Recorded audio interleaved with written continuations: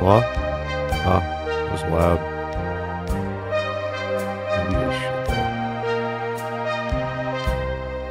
maybe lower it a bit. Hi.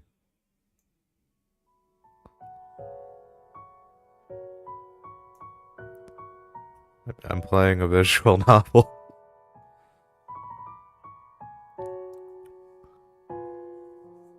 My mic seems to peak a lot whenever I talk loud. I should. Okay, maybe. Does she? Yeah, all is good. All is good. I realized something. I don't really need my phone this time, but like, cause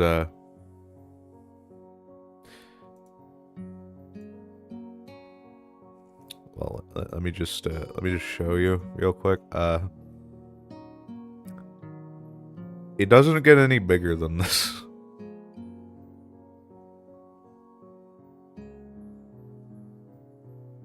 Uh, this is the big. There's no, there's no.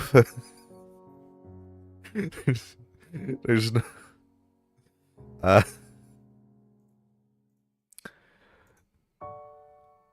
so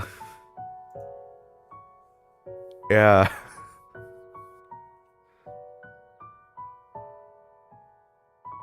Anyway, 4chan made this game. Well, at least people on 4chan. As far as I remember, they made like okay, they found a wait, there's nothing in the top right. I gotta fix that. Yeah, that works.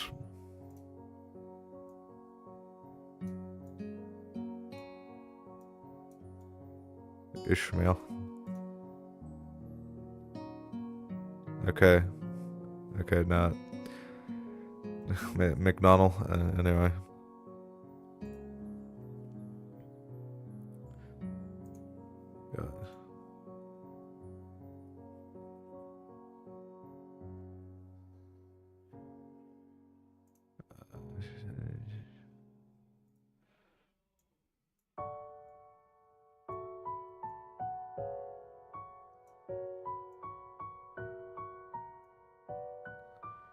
Okay, I connect this. You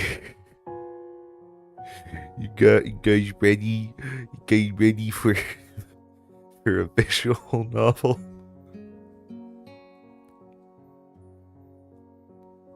I actually ran out of stream ideas before this stream, and then I saw a video for this game. I didn't even watch the full video. I just saw Katawa Shoujo. It's from wait, it's from 4chan. That means it's free because 4chan.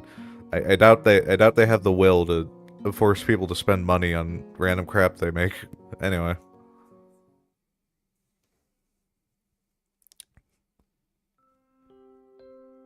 A light breeze causes the naked branches overhead to rattle like wooden wind chimes. This is a popular retreat for couples in the summer. The deciduous trees provide a beautiful green canopy, far out of sight of teachers and fellow students. Ah yes, very green, all this white. I guess I'm just colorblind. Either they're colorblind, I don't know. But now, in late winter, it feels like I'm standing under a pile of kindling.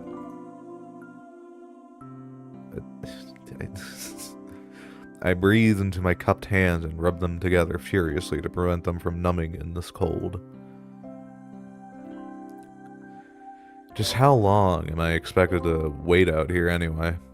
I'm sure the note said 4 p.m. Ah, yes, the note slipped between the pages of my math book while I wasn't looking. It would have been... Imagine if I streamed at 4 p.m. Anyway. As far as cliches go, I'm more of a fan of the letter in the locker, but at least this way it shows a bit of initiative. As I ponder the meaning of the note, the snowfall gradually thickens. The snowflakes silently falling from the white painted sky are the only sign of time passing in this stagnant world. Their slow descent upon the frozen forest makes it seem like time is slow to a crawl. The rustling of dry snow underfoot startles me, interrupting the quiet mood. Something is approaching me rapidly from behind. Hisao? You came? A hesitant, barely audible question. Hesitating. However, I recognize the owner of that dainty voice instantly. I feel my heart skip a beat. It's a voice I've listened to hundreds of times, but never as more than an eavesdropper to a conversation. I turn to face this voice, the voice of my dreams, and my heart begins to race.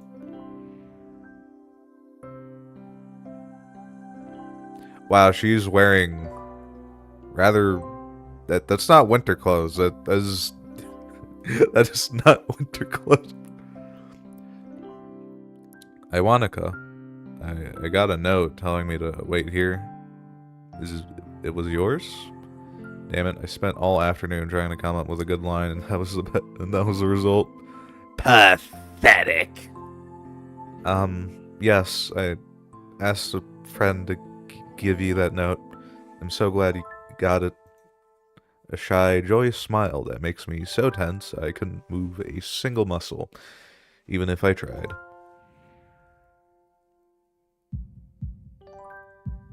My heart is pounding now, as if it were trying to burst out of my chest and claim this girl for itself.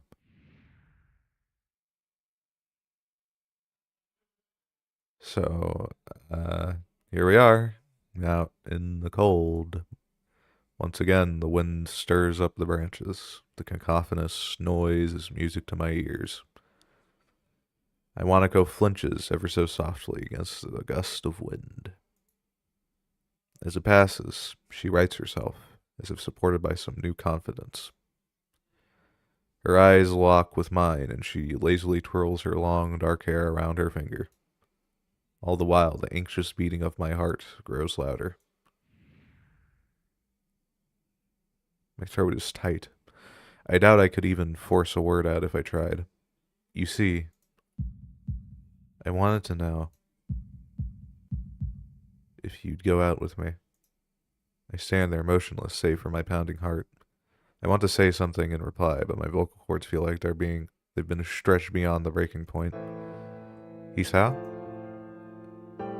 I reach up to try to massage my throat, but this only sends spikes of blinding pain along my arms.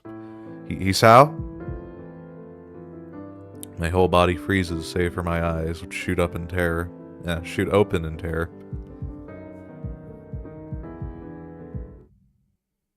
Hisao!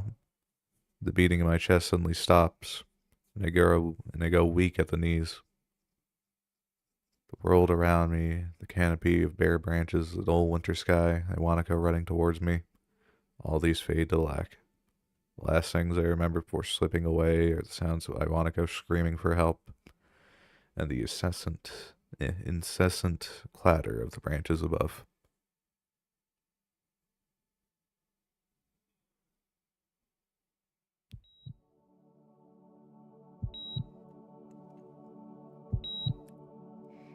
Four Leaf Studios present. Wow, very on the nose there.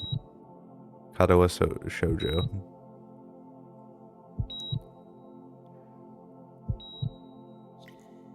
Inspiration, Raida. Writing, Anonymous 22. I can't read that fast. I'll read aloud that fast.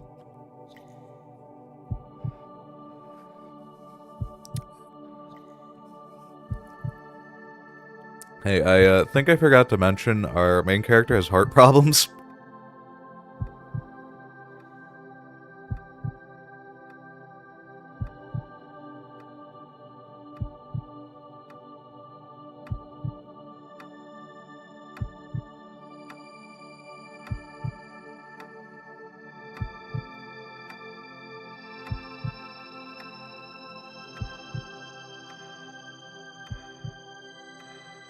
And this is really well animated. If only it was in a bigger window. It's been 4 months since my heart attack.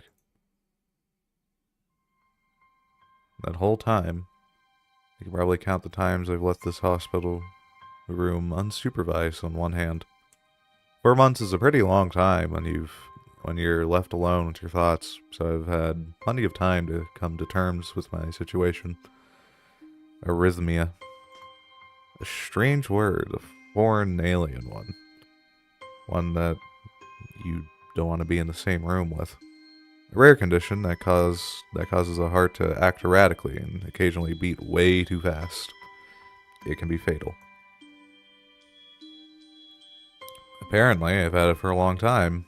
They said it was a miracle I was able to go on so long without anything happening. Is that really a miracle?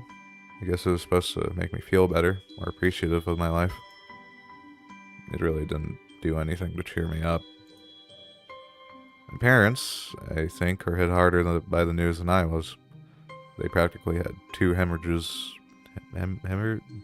Practically had two hemorrhages apiece.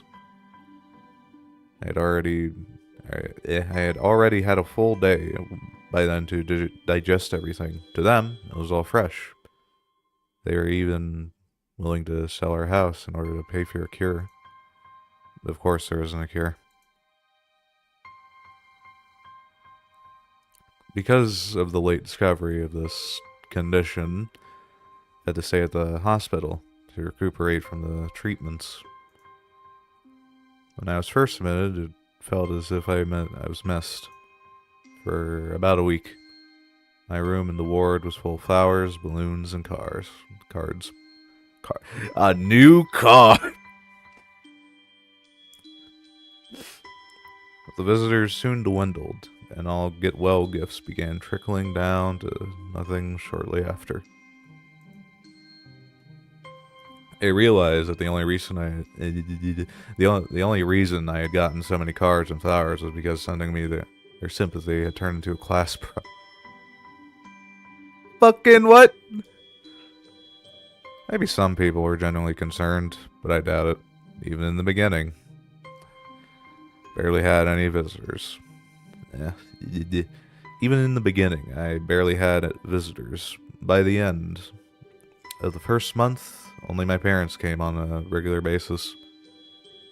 Iwanako was the last to stop visiting. After 6 weeks, I never saw her again. We never had that much to talk about when she visited anyway. We didn't touch the subject that was between us on that snowy day ever again. The hospital? It's not really a place I'd like to live in. The doctors and nurses feel so impersonal and faceless. I guess it's because they're in a hurry and they have a million other patients waiting for them. But it makes me feel uncomfortable. For the first month or so, I asked the head cardiologist every time I saw him for a rough estimate of when I'd be able to leave. He never answered anything in a straightforward way, but he told me to wait and see if the treatment and surgeries worked. I'm a bit far away from my screen.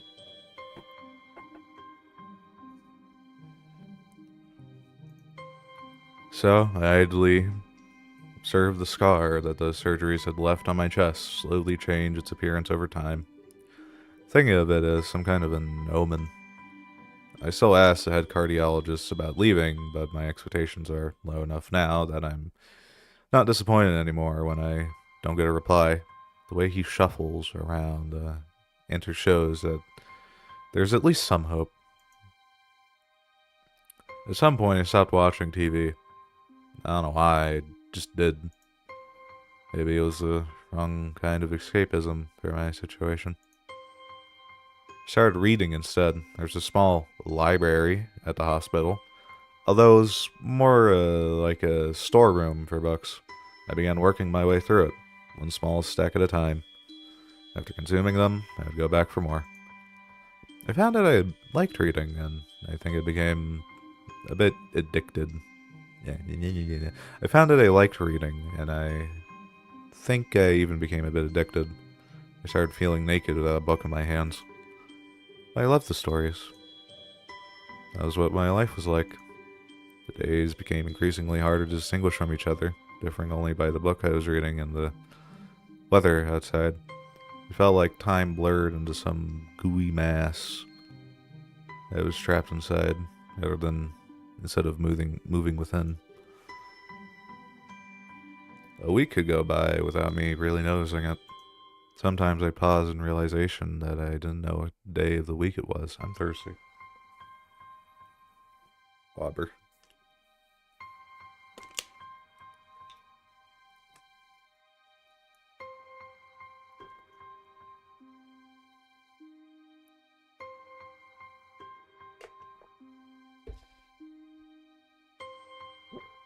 Yeah. But other times, all the things that surrounded me would painfully crash into my consciousness through the barrier of nonchalance I had set up for myself.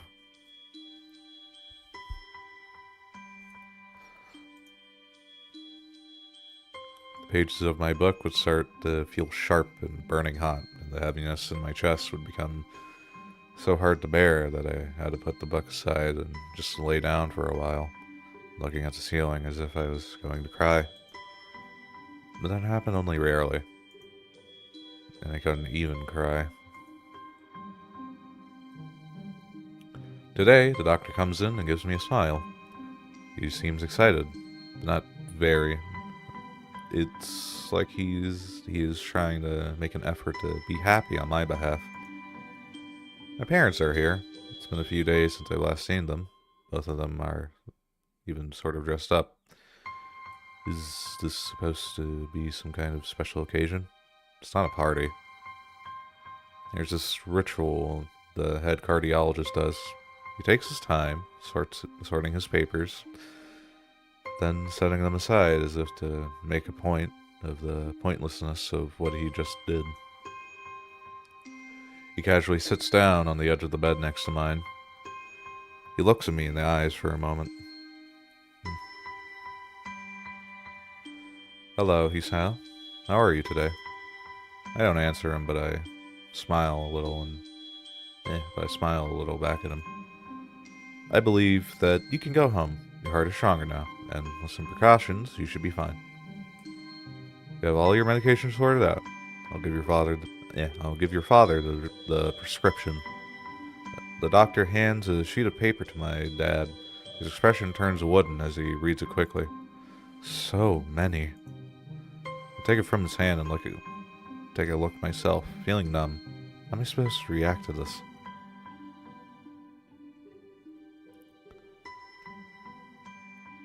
The absurdly long list of medications staring back at me from the paper seems insurmountable. They all blend together in a sea of letters. This is insane. Side effects, adverse effects, contradictions, and dosages are listed line after line with cold precision. I try to read them out, but it's so futile. Can't understand any of it. Attempting to only makes me feel sicker. All this for the rest of my life. Every day. I'm afraid that is the best we can do at this point. However, new medications are always being developed, so I wouldn't be surprised to see that list fade over the years. Years? What kind of confidence booster is that? I'd have felt better if he hadn't said anything at all. Also, I've spoken with your parents, and we believe it would be best if you don't return to your old school. What?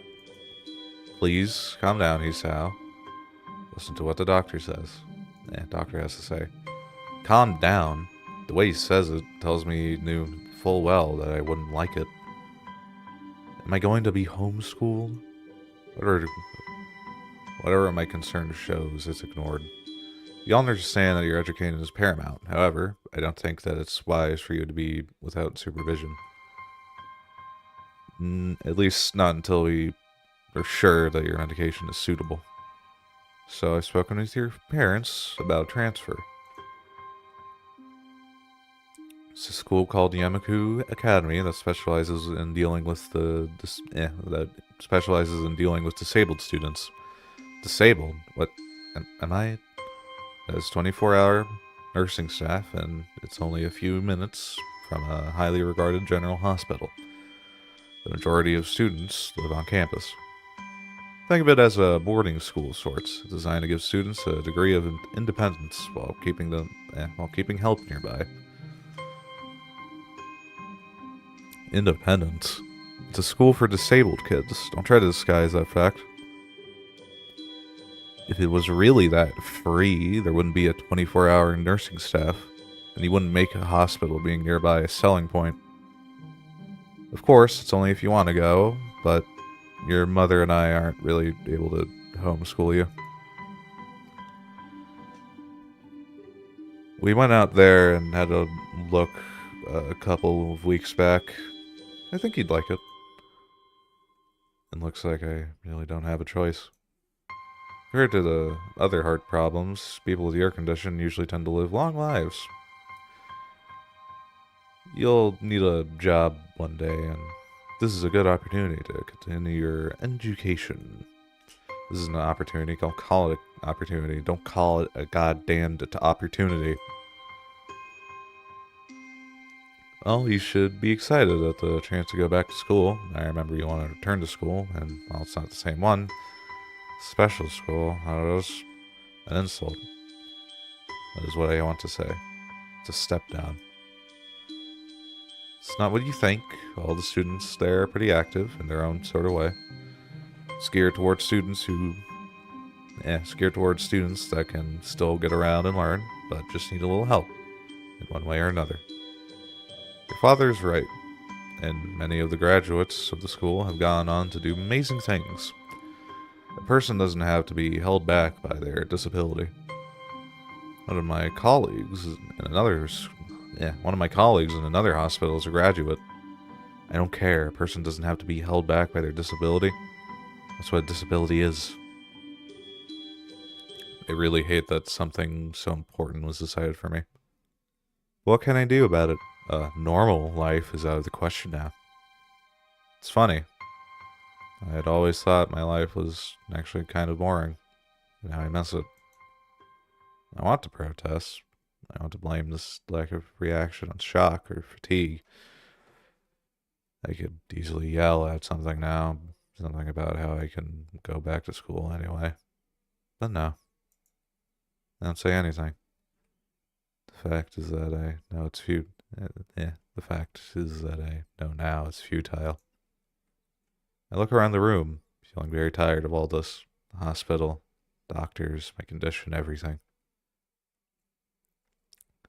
I don't see anything that would make me feel any different. There really isn't a choice. I know this, but the thought of going to a disabled school. What are those even like? As much as I try to put a positive spin on this, it's very difficult. But let me try. Clean slate isn't a bad thing. That is all I can think of to get me through this. At least I still have something, even if it's a special school and something. It's a fresh start. My life isn't over. It would be a mistake to just resign myself to thinking that.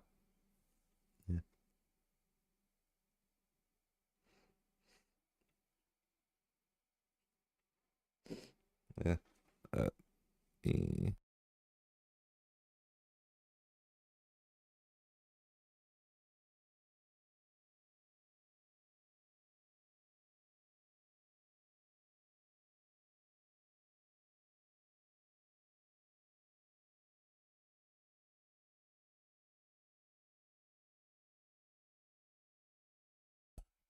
I had to blow my nose, sorry. At the very least, I'll try to see what my new life would look like now. I'm very good at talking.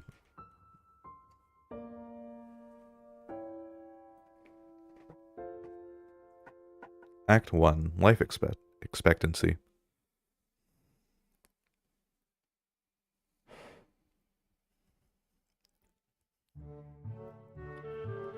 The gate looked far too pompous for what it was. In fact, gates in general seem to do that.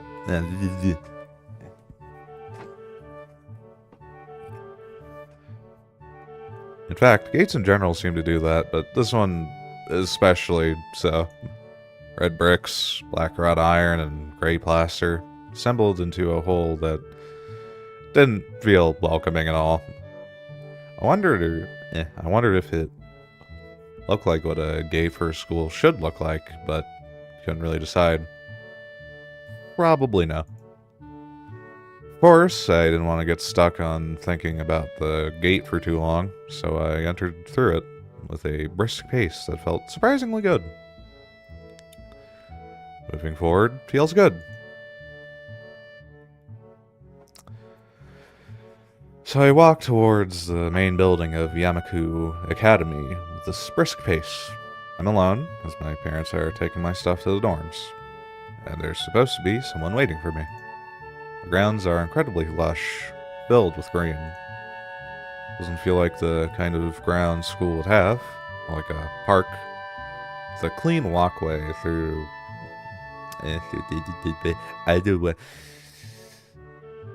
With a clean walkway going past trees and the smell of fresh cut grass and all other park-like things.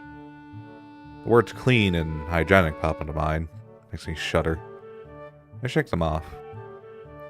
Stay open-minded now. It's your new life. You have to take it as it comes. That's what I tell myself. A few big buildings loom behind the leafy canopies. Too big and too many for just a school. Everything seems off. It's different from what I thought I knew about schools. It's an uncanny valley. Even though I was told this is my new school, in the back of my head, it doesn't feel like one. I wonder if the feeling is real or caused by my expectations of a school for the disabled. Speaking of that, I don't see anyone else here. It's kind of eerie. Makes me wish there was someone here so I could anchor myself to something tangible instead of having this feeling that I stepped into another dimension. The trees hum with the wind and the green hues flashing all around me catch my attention. Makes me think about hospitals again. How they say that the operating room are painted green because green is a calming color. So why am I feeling so anxious despite all this greenery?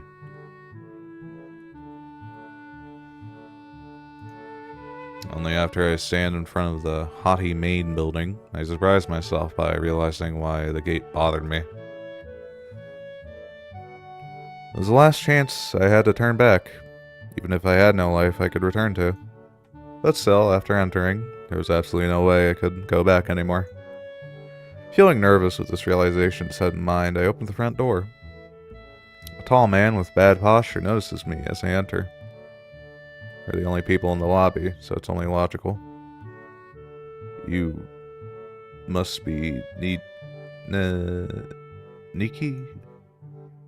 Nakai. So you are, excellent. I'm your homeroom and science teacher. My name is Muta. Welcome. We exchange a handshake that is neither firm nor sloppy, and he looks at his watch. The head nurse asked you for a brief check-in visit, but there's no time for that now. Oh, should I go later? Yes, afternoon is probably fine. We should get going and introduce you to the rest of the class. They are waiting already. Waiting for me. I don't really like being the center of attention, but I guess it's inevitable in a situation like this. Somehow not knowing what is waiting for me makes me feel really nervous.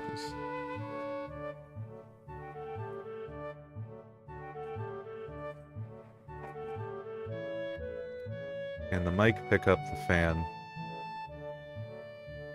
No. Good. Good. Yes.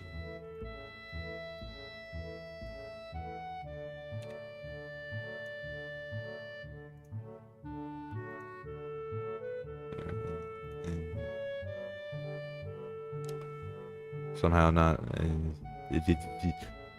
already read that. Thinking of this, I almost missed what the teacher is saying. Do you want to introduce yourself to the class? Yeah, sure. I mean, isn't that normal? Of course, but not everyone likes to be the center of attention. Probably one of those people, but I guess I should be the one to give the first impression of myself. Right, but it's no problem. Let's go then. My heart is pounding in my chest, and it keeps me thinking about my condition as I follow the teacher up the stairs. The third floor down.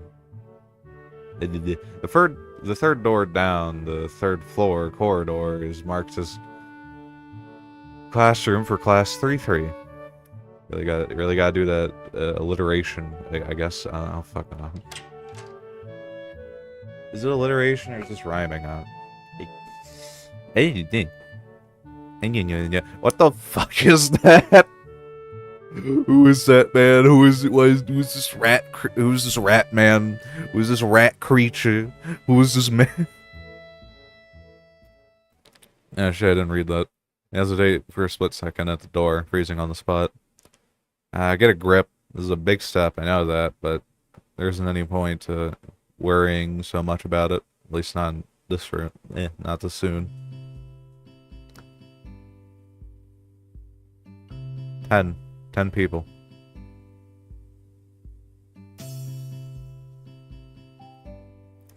I follow the teacher into the classroom and look around, partially so I won't have to meet the curious gaze of my new classmates.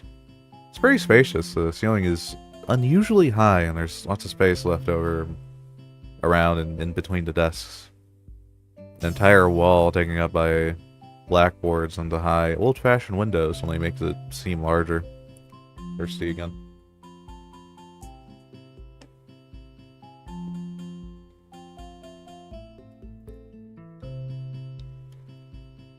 Students' desks are just standard wooden desks, and with a shelf underneath for books and wooden chairs with metal frames. Simple and efficient.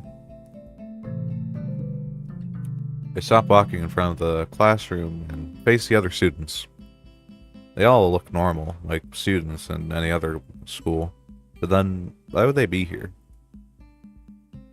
It's almost like me and... It's almost like... there's more than 10. They're probably like me and have something wrong with them, only it's just not immediately obvious. What the... Then I notice some of the girls seem to be missing the thumb of... Yeah, then I notice that one of the girls seems to be missing the thumb of her right hand. It's a little jarring. Who is that Peter Griffin? Is that Peter Griffin right there? Despite the natural tendency to listen when someone's talking about you, I tune out the teacher's speech halfway through while he introduces me to the class. I notice a flash of dark hair and see that someone is looking at me. A girl with really long, straight hair. That is pretty eye-catching. Oh, her? Her. As she sees me looking back at her, she covers her face with her hands as if to make her invisible. Not her. There's one boy with a cane leaning against the lockers at the rear of the class. It's weird seeing someone so young with a cane. Another girl seems to be making some weird hand motions. Sign language? She peers at me over the rims of her glasses. And goes back to whatever she's doing. She's kind of cute. So's a cheery looking girl with pink hair sitting next to her. So her.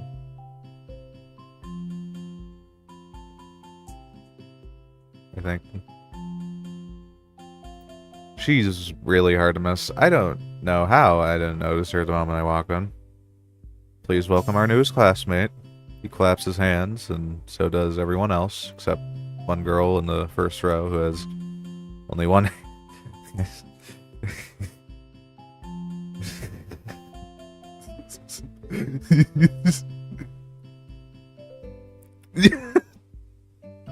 He claps his hands, and so does everyone else, except one girl in the first row who has only one hand. I cringe a little, but hide it by bowing in thanks for this applause I did not deserve. A collective silence tells me that I should open my mouth by now. So, I'm Hisao Nakai, and after that, my hobbies are reading and soccer. I hope to get along with everyone, even though I am a new student. And after that, I'm being so boring. Exactly like every self-introductions ever. Say something more exciting. I end up saying nothing, and the teacher picks up from there. Everyone seems to be satisfied, even with what little I said, though. Even a few girls are whispering to each other, throwing glances at me. It could have gone worse. I listen to the teacher as he drones about getting along with letting my gaze sweep across the classroom. Everyone seems to be listening to him intently, and when he's done, they clap their hands again, which seems like a weird thing to do. First row girl clap. The first row girl claps on the surrounds with her one hand against her other wrist that ends in a bandaged stump. It makes me feel a little bad. Or a lot bad. Probably a lot bad. We are going to be doing some group work today, so that'll give you a chance to talk with everyone. Is that okay with you? Yeah, that's fine with me. That's good. You can work with Takamichi. She is the class representative. She can explain anything you might want to know. And who else would be able to do that better, right? How could I know? The teacher passes it. The teacher passes out and collapses on the floor. The teacher passes out the day's assignments and announces that we will be working in groups of 3. It hits me that I don't know who Hakamichi is. Slow, the teacher seems to catch my helpless expression. Oh, right. Hakamichi is right there. Shizune Hakamichi.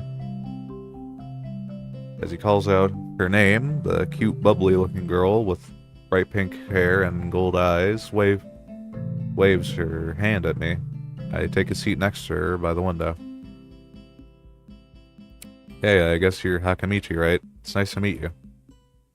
Ha ha ha ha ha. What? I'm caught off guard by your laughter. It's nice to meet you too, but I'm not Hakamichi. I'm Misha. This is Hakamichi. What? Giggling, Misha points to the girl next to her, the one I saw using sign language before. It looks like she has been staring at me this whole time. She nods once nonchalant. Oh my god, why is this so loud?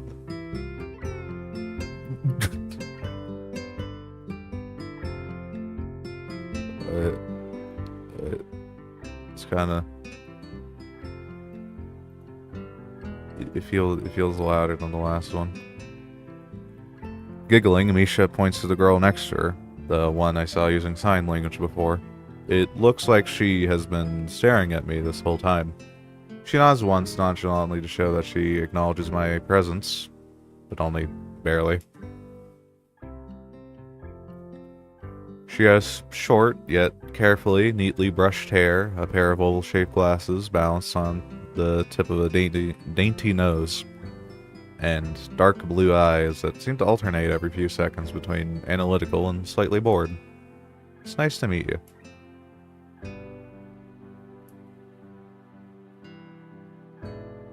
She immediately looks at Misha, who smiles and makes a few quick gestures with her hands. Akamichi nods and makes a few gestures of her own. I start to wonder if the teacher was messing with me, saying things like, "You'll be able to talk to people," and "Who better to explain things to you?" I can see you're a little confused, right? Right? But I understand why you'd think I was... I still don't know how to say that. Is deaf, so I'm the person who translates things back to enforce her for her. I'm like an interpreter. She says it's nice to meet you too.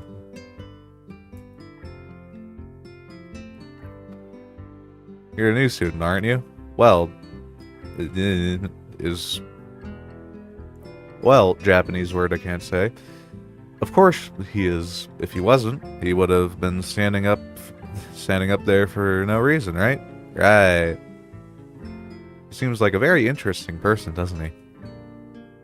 We knew there was going to be a new student, but we didn't know you would be here today so soon. Hick-chan, right? Hick-chan? Yep, it fits, doesn't it? Did I say it out loud? It's just a surprise. I've never liked that nickname. I don't really see how. It fits. You look just like I imagined.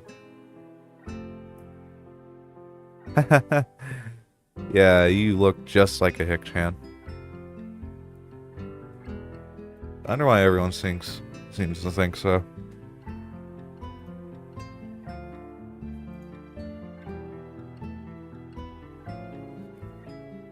Nakamichi taps her fingers on the desk to get Misha's attention. They gesture back and forth to each other excitedly, their hands a blur.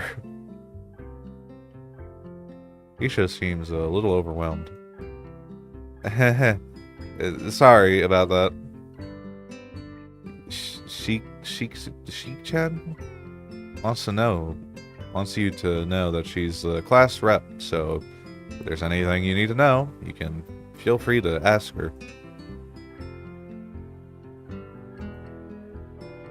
Do you like the school so far? We can show you around a little if you haven't had the time to walk around and familiarize yourself with it.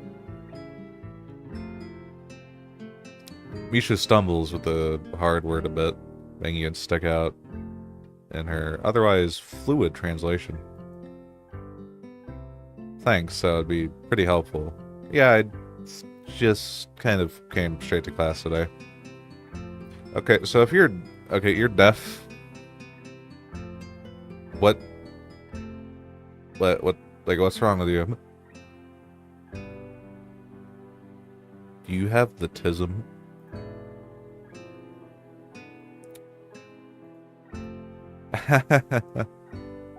That's no good.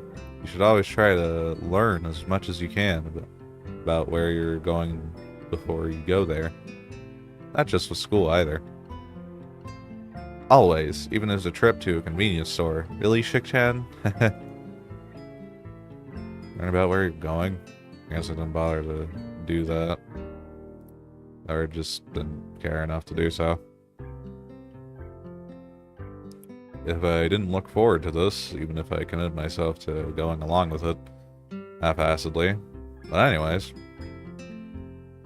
I don't say anything, and Misha signs something that ends in a shrug. What was that? Seems like it was about me.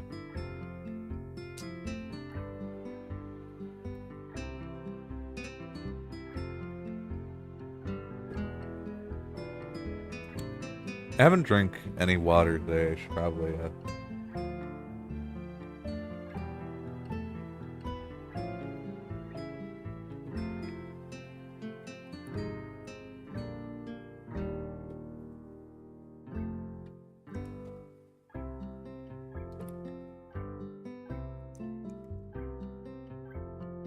I feel like slumping over in my seat. Both of them are smiling, but that shrug hit me unexpectedly deeply.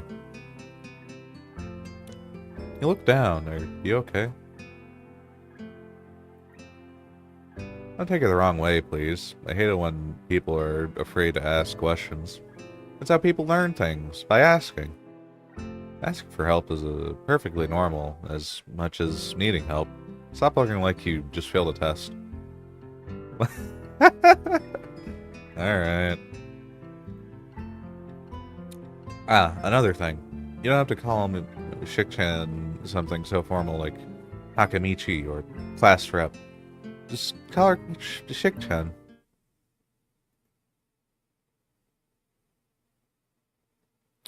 Okay, maybe that's too casual. Maybe Shizune would be more appropriate. Yep. Yep. Shizune is fine. Okay, that would be a lot easier for me. I feel a lot more at ease. Both of them seem so friendly, so I feel like an idiot for being so apprehensive earlier, especially about Shizune, who I assume would be all business. This guy's all business. Radical Larry is all business. Well, she still seems like that, just less so, I guess. Ooh. Huh? Oh, right, we haven't even touched the assignment. We should start work now. Or Shik-san. Shouldn't it be she-chan? Why is there another C? Like your name doesn't have a C, but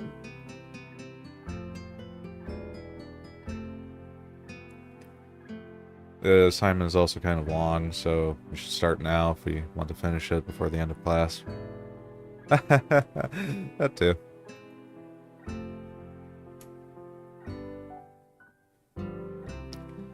Shizune glares at the two of us impatiently.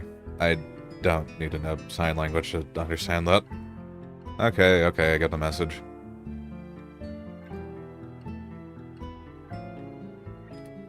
After class, we can take a walk around the grounds together. It's a nice day today, okay?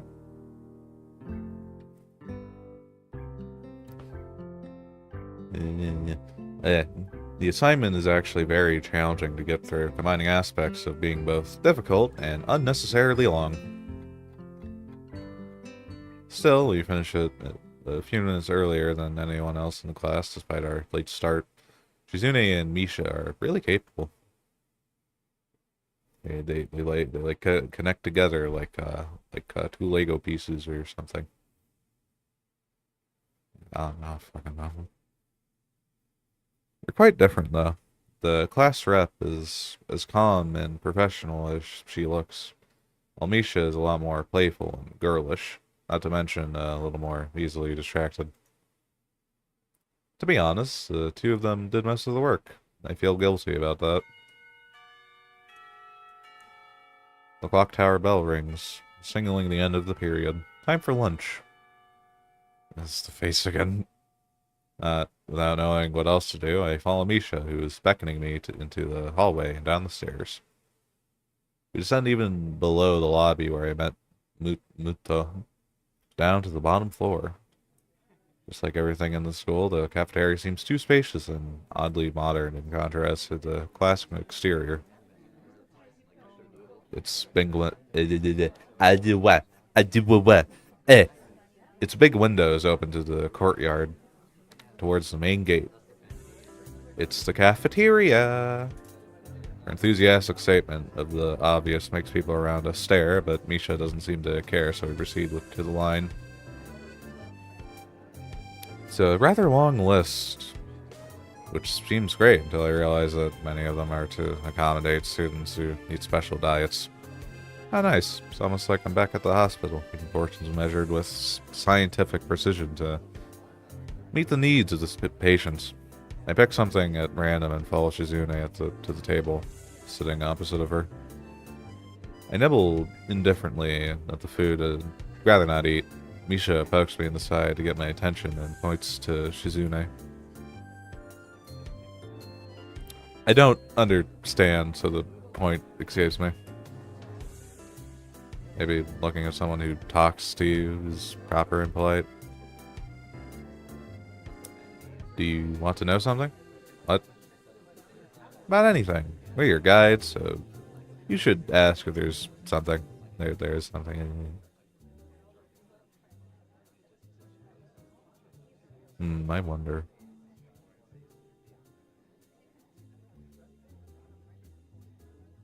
Okay, this seems like a... that sounds like a dick move, but like... I gotta know everything. I gotta know everything about this character. At night, I'm thirsty again. Oh, my eyes. They like feel tired, but I'm not tired, but I am tired. I don't know. Maybe I'll take a nap after this stream. I never tried to take a nap before.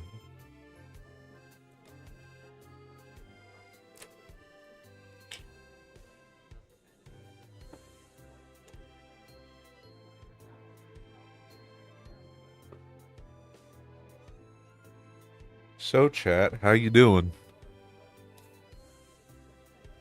I'm doing good.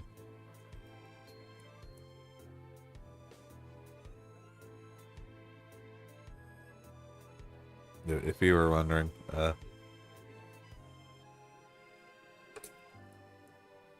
you know something I can't believe? I can't believe that my viewer, that my people, my friends wouldn't even come to my stream. I can't believe it. I can't. Can you believe it, guys? Christmas. Christmas. Uh. Uh. Uh. Uh.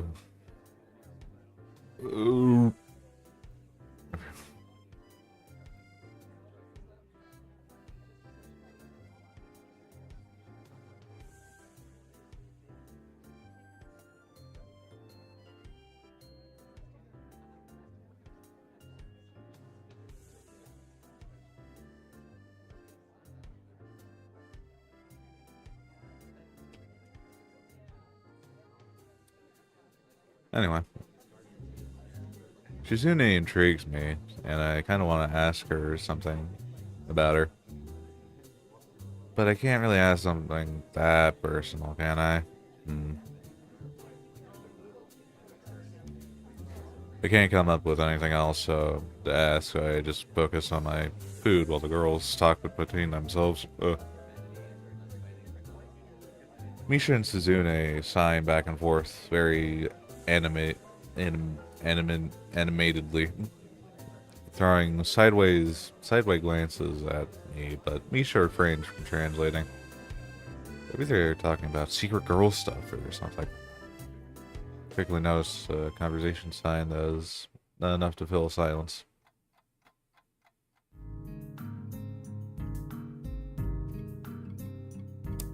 Wow.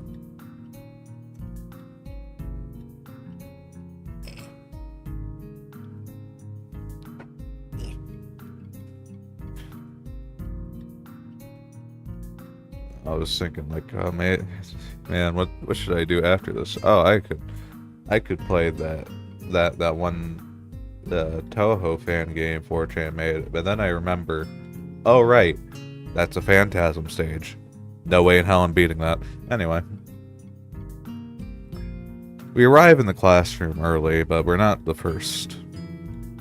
That dark-haired girl I nerded. I'm so good at talking, you would not believe.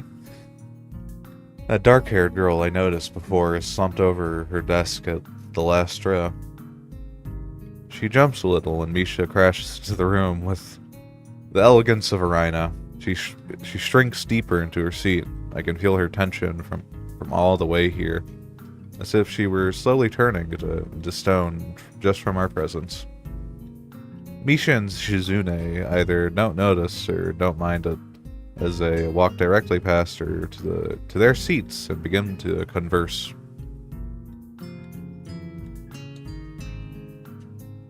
I'm left wondering about her, even when the classroom slowly fills with other students, and finally the teacher.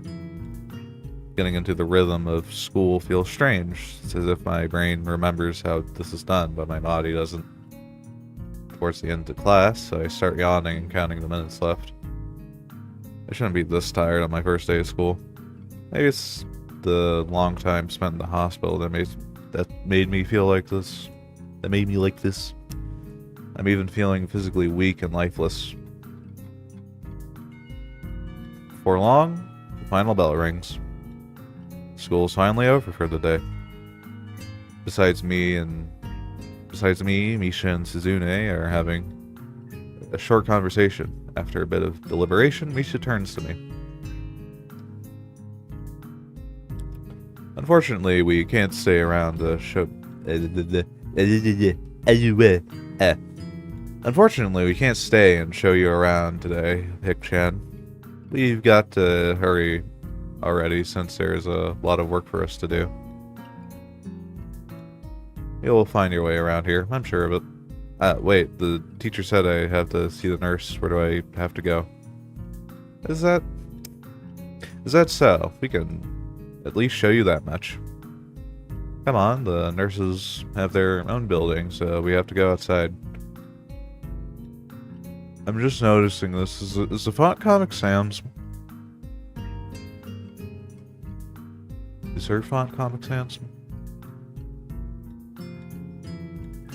We joined the flow of students making their way down the stairwell and outside. The girls pointing out other senior classrooms in the same hallway as ours. When we get outside, the girls make their way to the smaller building right next to the school. It's built in the same style, so it looks like it's actually a part of the main building. This is the auxiliary building here. There's a lot of official and important stuff inside, like the Yamaku Foundation office and all the nurses' offices. They even have a swimming pool. How's that official? Don't be silly, Hick-chan. It's for physical therapy, of course.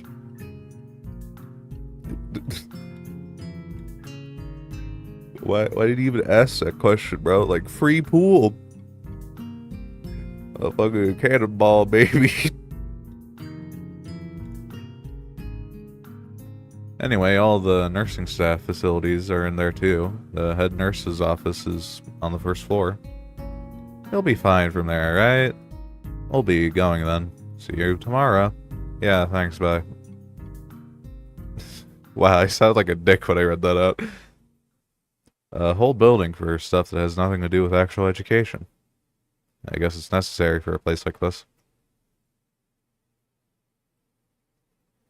I walk in hoping that this really will be only a quick visit, like the teacher said. On a white door on the left is a green cross with the text "Head Nurse" and a nameplate.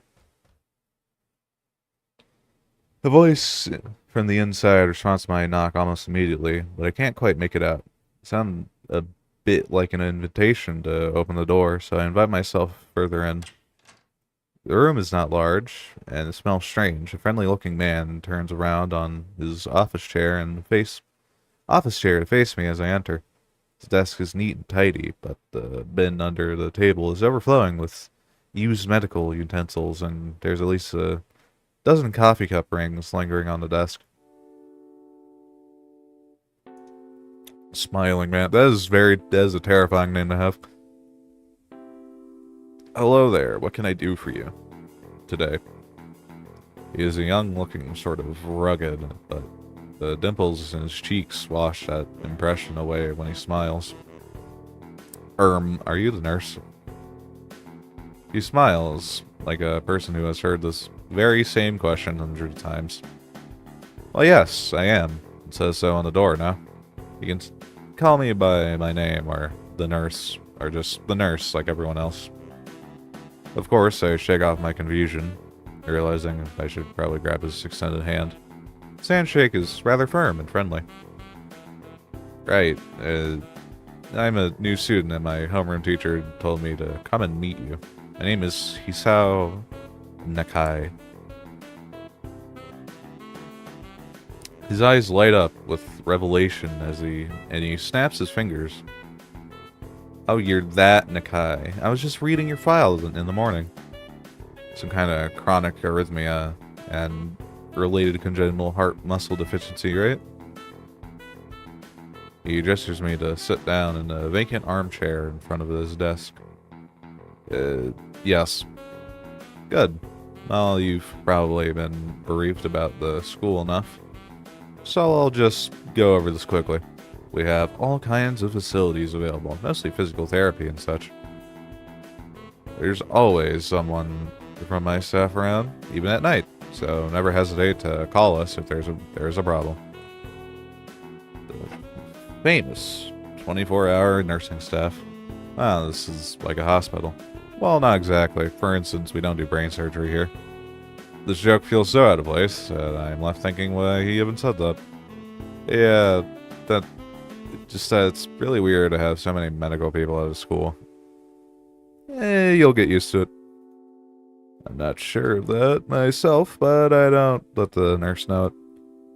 Now let me just find your file again. While he searches for something from his computer and shuffles text of papers around, I let my gaze wander around the room. It's the epitome of generic, I'd like to say. Beige walls, and ceiling, dark gray laminate flooring, and all the equipment you'd expect from a school nurse's office. Even the ridiculous educational posters are hanging on all four walls, reminding me to eat properly 3 times a day and from all of the food groups. Smiling, the nurse draws a thick file from a stack of similarly thick files and opens it. So, you already have medication for the arrhythmia? Just remember to take your pills every morning and evening, or it won't be much help. Apart from that, do you do any sports? Rash stuff like, I don't know, boxing? He grins to his own joke, but I don't. Well, I played soccer occasionally with some classmates. Alright, I'm afraid I'm going to have to recommend you refrain from doing that, at least for the time being. Oh. My lack of reaction. My lack of reaction makes him raise an eyebrow. I'm not too bothered by him forbidding me to kick a ball around. I guess I never did have a burning passion for the sport. Just have to do something to do. Any kind of concussion might be very dangerous to your heart, and risking another attack is not a good idea. Was the previous one caused by some concussion to the chest area? There's no mention of the cause in your papers. Not exactly. I sidestep the question acceptably. And he glances at me over his papers with a more serious expression on his face. Still, you need to keep your body healthy, so some exercise would do you good. We have physical therapy and such available, as I said, but I don't think you really need such heavy measures. Just get some light exercise regularly. Brisk walks, or even light jogging, jumping rope, that sort of thing. Swimming, maybe? There's a pool here. My voice break now. So I was told. You were? Very good. At any rate, I'm sure you've been told this before. You just need to take care of to not overexert yourself. A fun fact, I don't know how to swim. He wags his finger to emphasize his point. No need, really. I've heard this 1,000 times already. Absolutely no unnecessary risks. Take care of yourself. Okay. I'm not willing to take unnecessary risks.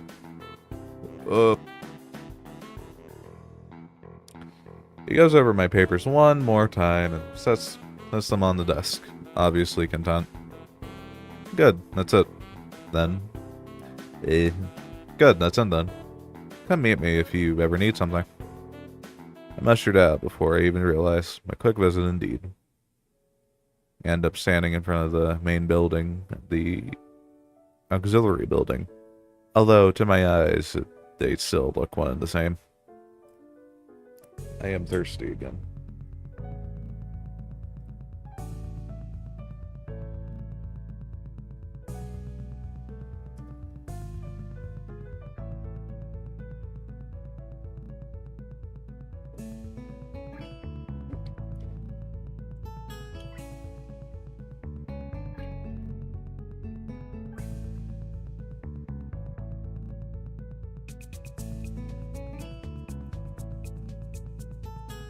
It's the first real look I get at the other students, so I watch people coming out of the school, going towards the gate or the dorms. Everyone seems to know where they're going.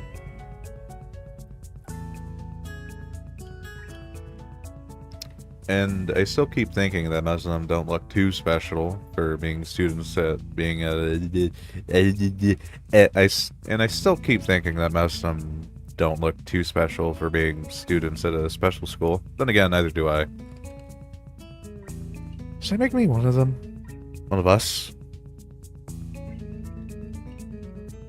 I should go somewhere too, to prevent me from getting lost. It's around dinner time, but I feel tired instead of hungry.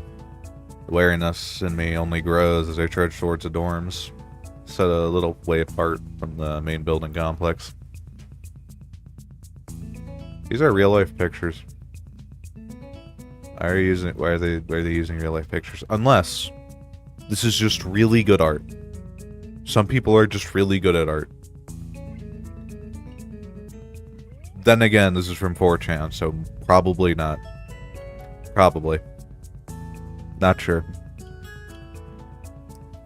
There's a garden of sorts between the school and the dorms. Shrubbery, flowers, and that overbearing smell of fresh-cut grass that fills the atmosphere. It dawns on my tired mind that the smell feels novel because I haven't been outside at all for so long. The dorm building is big and made of red brick. Like the others, it feels way too pompous for what it is, so I push forward, going inside. It takes more time than necessary to fish out the keys I was given from my pocket. Room 119.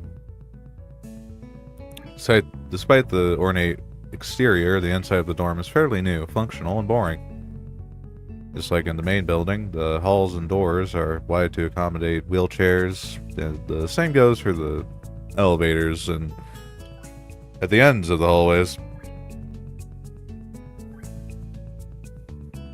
I poke my head around the corner of the common room door. Inside, a few students are watching the television. One nods and gives a quick hello before turning back to the TV.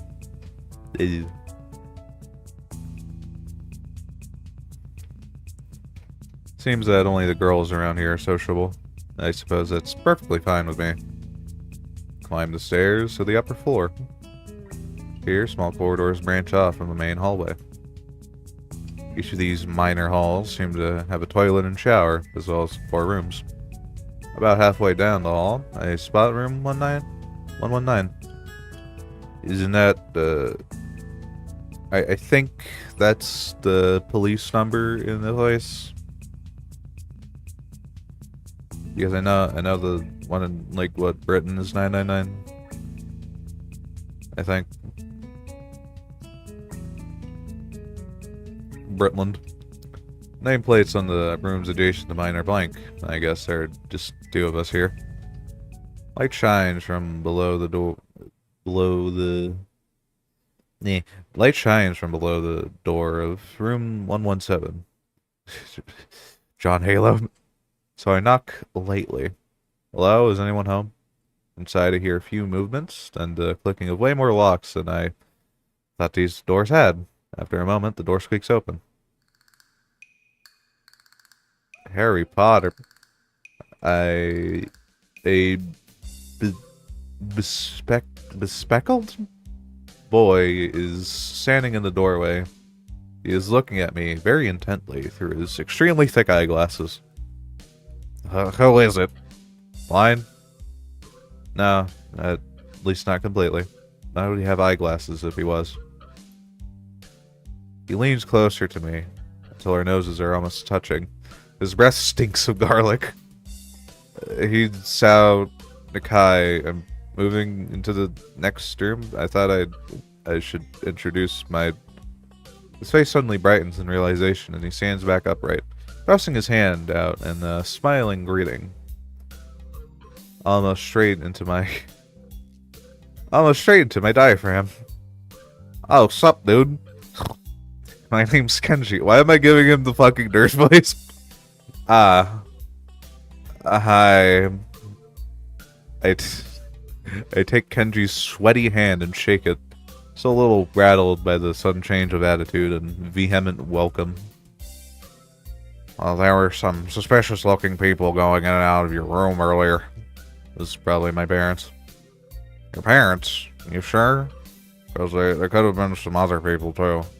You can't judge a book by its cover. South-place proverb is left hanging between us awkwardly as I try to think of some way to respond. I'd say the chances are high enough. He shudders and makes some exaggerated hand gestures. You're a brave man, Hisao. Me?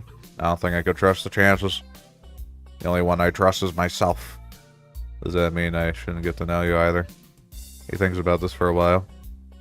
A wise decision. Damn, you're smarter than you look. Probably. What do you like? I hope not. What do you look like? I hope not smart. He squints his eyes and leans closer again. I lean backwards to dodge it. Never mind, it doesn't matter. With that, he turns, fumbles around for a moment in the search of the door handle, and shuts the door behind him. I slide the key into the lock of the door marked 19119. Bleak beige walls, white linen, a desk made of some type of light wood, ugly curtains. It's no one's room, and personal, like my hospital room was. That bed looks comfy. My bags are sitting at the foot of my bed, looking a lot emptier than they did this morning. The closet is sitting open, stocked with my clothes. Also, it seems that there are a number of school uniforms hanging there as well. A note is pinned to the sleeve of one of the shirts.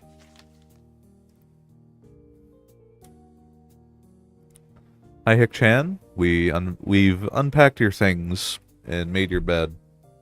They said that if these don't fit, then you should go to the office tomorrow. If you have any problems, you can always call us. Love, Mom and Dad. Well, at least I don't have to worry about unpacking.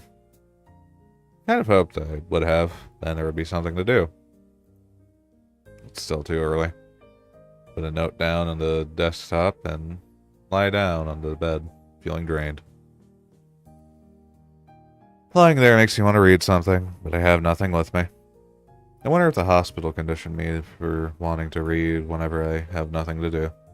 The relentless urge just keeps growing until I have to stand up. Maybe it's stress or something. I was pretty nervous about it before coming, and for the entire day too. I still am, I think. Damn, I have to distract myself somehow, so I won't be this unnatural all the time. Tomorrow I'll go borrow some books from the library. Yeah, I'll do that. But for now, these bottles of medication neatly arranged at on my night table catch my eye. I pick up one and shake it just to hear the contents rattle inside. Then read the glued-on pharmacy label. Hisao Nakai, 2 tablets daily to stay alive. It doesn't really say that, but it could just as well. It's kind of twisted having your life depend on chemicals like this. I resent it a little. What choice do I have? With a sigh, I begin my new daily ritual of taking the right number of pills from each bottle. Being careful to check the correct dosages. I'll lie down again, feeling hollow and uncertain. After that, I keep staring at the blank, unfamiliar ceiling for a long time.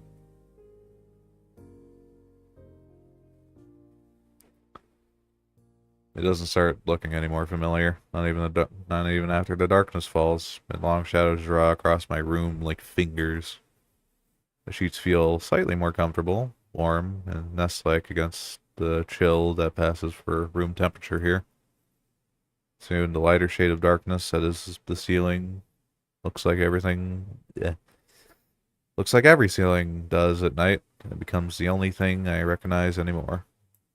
The night beckons me to sleep.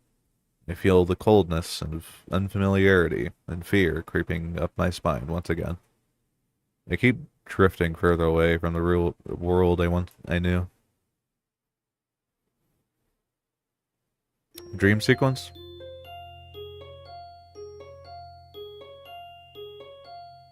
Katawa Shoujo.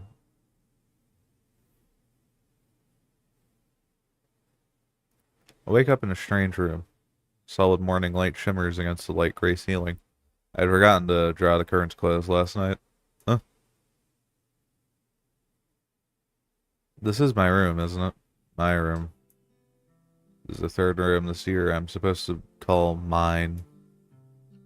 Various things around here remind me that, indeed, it's me who is supposed to be the one living here.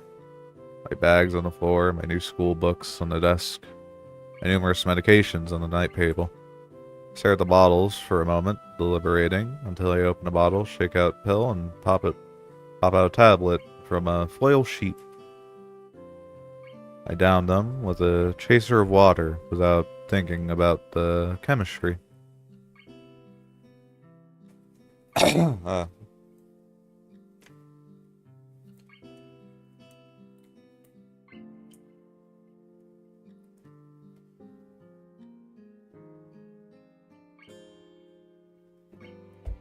And I do not talk this much normally.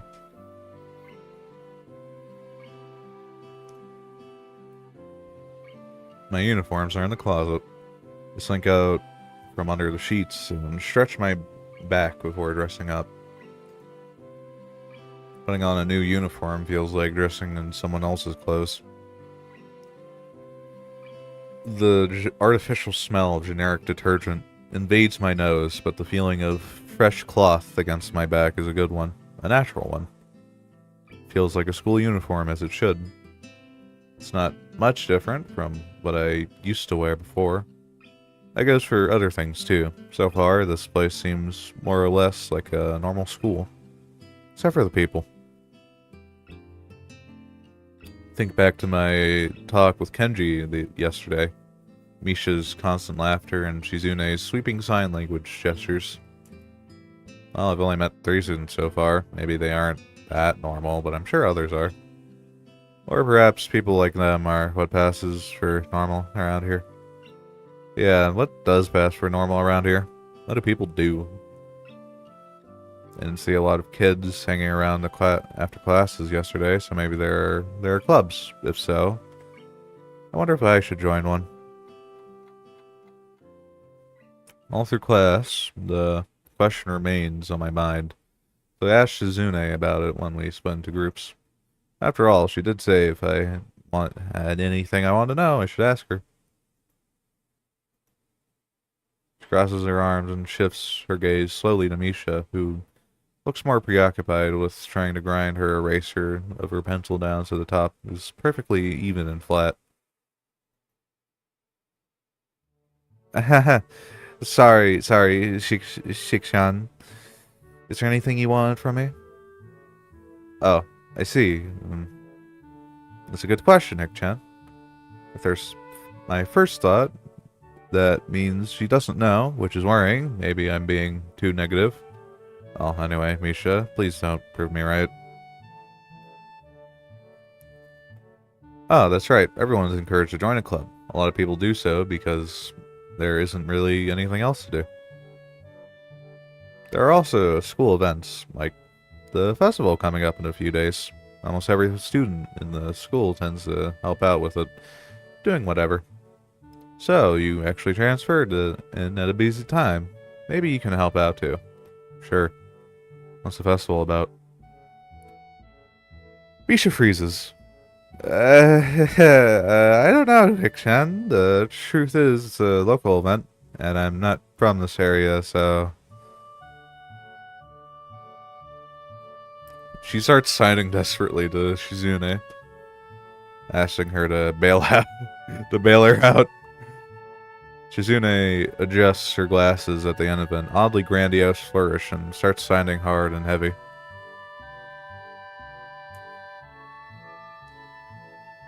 Hey, what counts as screaming in sign language?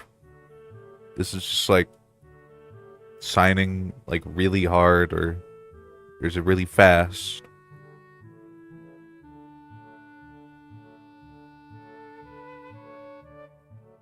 I mean, it doesn't. I think deaf people can scream, but according to the manual, she is mute as well. So, oh well. Who cares? Yusha puffs out her chest, and as she spouts Shizune's words out of me with a disproportionate amount of pride. Too loud. I can see heads turning her to look in our direction. Not so loud. Human beings evolve with each new generation. The ideals and beliefs behind a festival will inevitably change with time. Now it's about delicious fried food and amusing little games that you play to win prizes. The teacher clears his throat very loudly and batting his long wooden pointer against his other palm like a baton. He shoots a pointed gaze at us. Finally noticing where we are, Misha stifles a yelp and quickly quiets down. Shizune doesn't seem embarrassed at all, brushing it off without a care. Not that she could hear anything. Weird, in the middle of class, we should start working. That's right, Shik-chan. What? That's right. Hey, Nick-chan, are you asking because you're interested in joining a club? It could have been my eyes playing tricks on me, but I think I saw a suspicious glance exchanged between them. Misha's tone has also changed, although it does that every other word anyway. Yeah, I was thinking about it. Misha and Shizune look at each other again. I am about to ask what they have in mind when something dark flutters in my peripheral vision, catching my attention. Out of the corner of my eye, I see the girl with long, dark hair get up from her desk and slip silently towards the door. It doesn't seem like she was working with any group, and no one seems to notice her but me. I glance at the teacher, who's also looking at the dark-haired girl, go, why doesn't he say anything? Hick-chan, is something wrong? Do I look as easy as I feel? Was Misha just looking at me after the girl who left? No, nothing. Okay. Well, like we were asking, do you have any plans for lunch today? Yeah, you don't have any plans for lunch today, do you? I thought I would go to the library and pick up some books. Not really. Do you want to have lunch together then? Sure. Yay! Okay, Hick-chan, perfect. You sign laughing.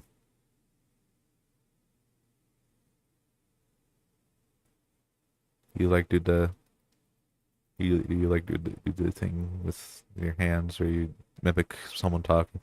Anyway. The rest of class passes uneventfully. The girl with the long hair never came back. Before I have the time to put any more thought into where she could have gone, the teacher informs us that it's time to stop working. Kizune looks a little annoyed that we only just barely managed to finish all our work on time. I'm just glad we finished it at all. It's not a contest or anything. Yes, it is, Hick-chan. Impossible. Really? Really? I've noticed this before, but it's kind of funny how Misha is always moving her hands and signing out. Signing not only everything she says, but what anyone else is saying at any given time. At any given moment. Obviously, it has to be so Shizune can understand it. Her eyes dart back and forth between Misha's hands and me. I don't know who I'm supposed to be looking at. I'm talking to Misha, but that might be wrong. Maybe I should face Shizune. I'm used to looking in the direction of the person whose voice I'm hearing, but really. Shizune can't hear me, but it would be disrespectful to not talk to her only through Misha. And again, isn't that what she's doing?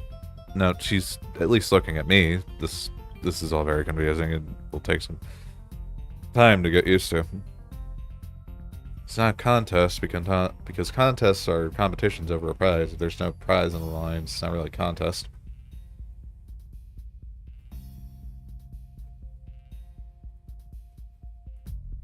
Shizune's eyes flash dangerously with a competitive glare. She stares at me as if surprised that I'm challenging her. I think maybe this is a contest to her.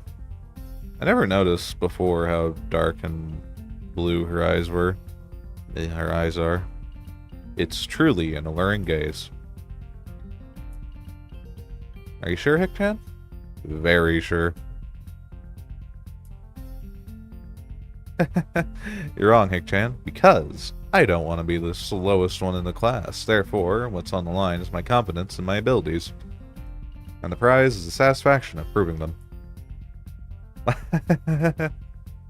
June pushes up her glasses to the bridge of her nose in a very matter-of-fact way. I'd argue more, but the bell rings, and she quickly gets up and picks up her bag, looking at me expectantly. We haven't talked to anyone else in our class. I can't believe it. Like, there's all those people and Peter Griffin in the back. I can't believe we haven't talked to Peter Griffin yet. I'd almost forgotten that I was supposed to have lunch with them. Where do you want to eat? The cafeteria? It's so plain. Okay, let's go.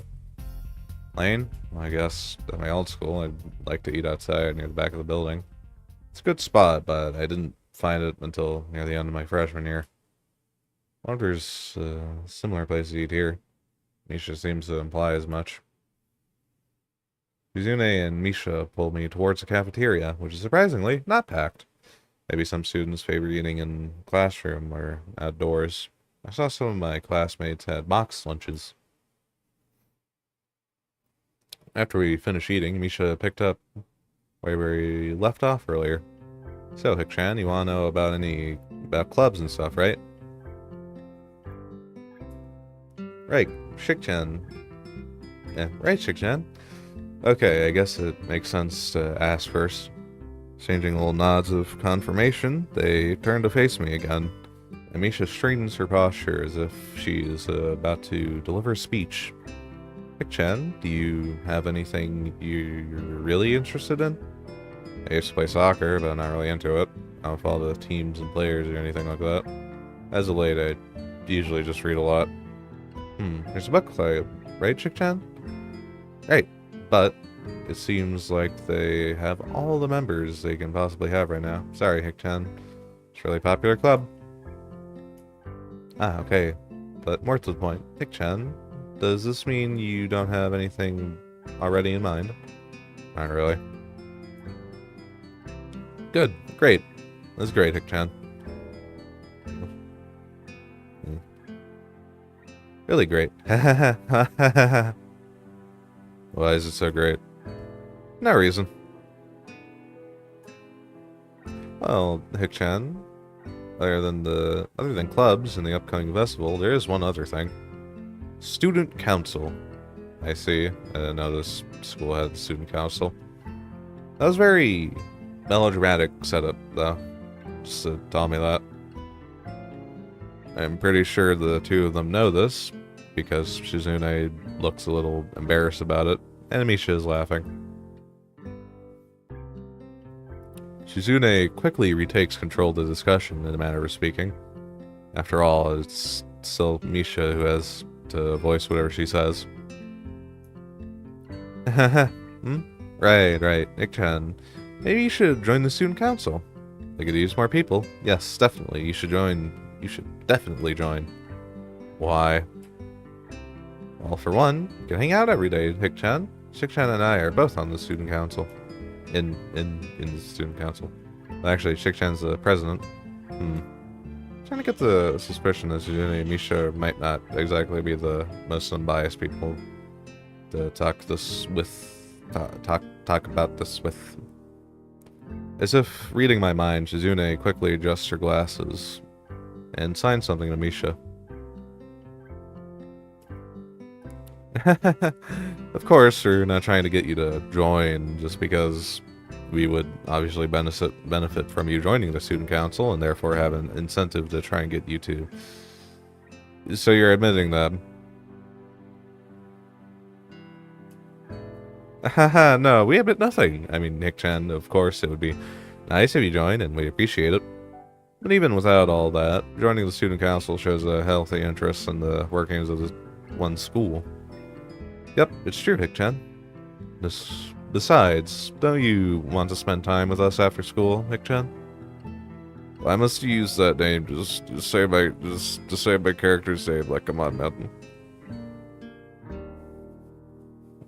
I can't tell if she's trying to be genuine or if this is just really good acting. Both of them seem to be trying hard to look their cutest, although they're already pretty cute to begin with.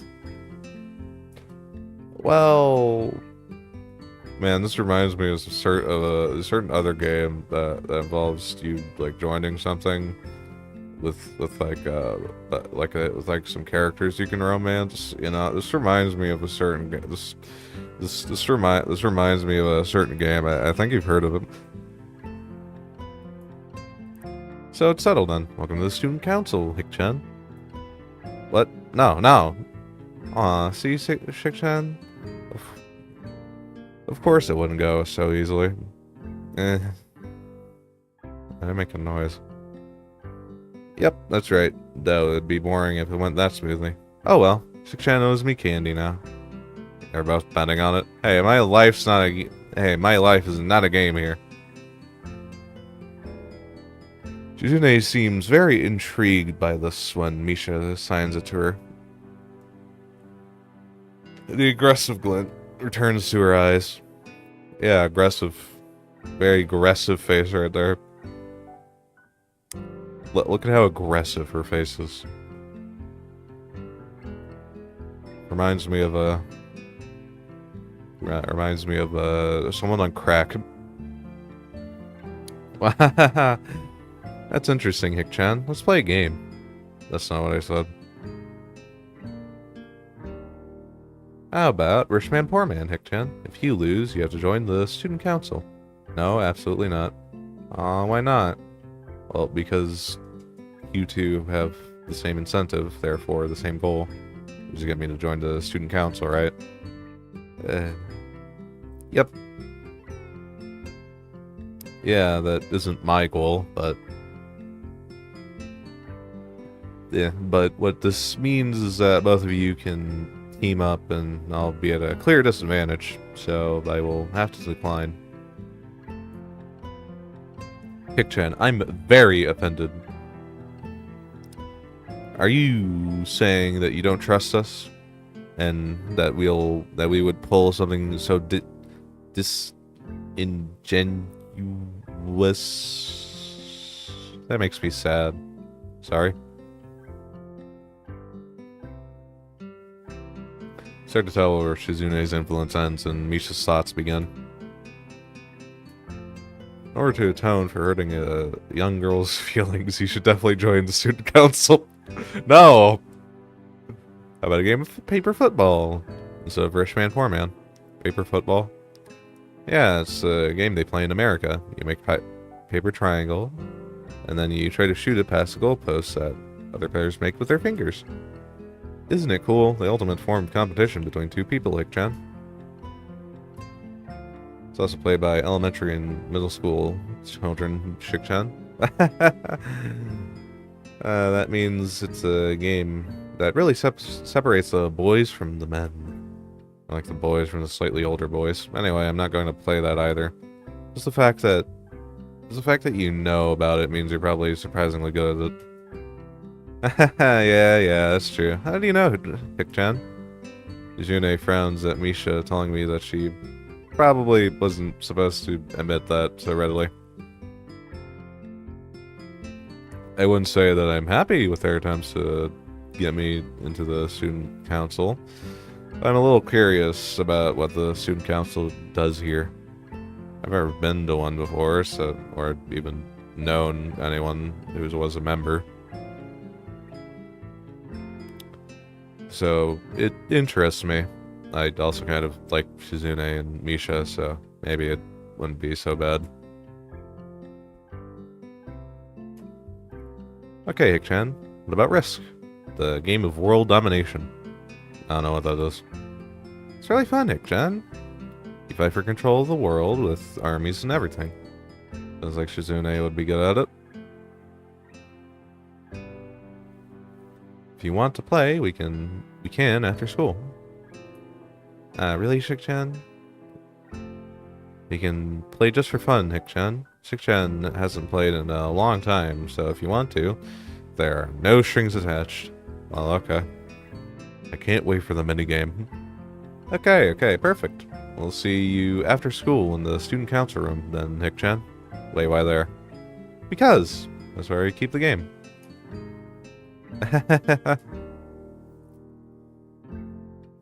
I grimace to tell them how much I do not like this, but it's more for show than anything. So in the end, I agree.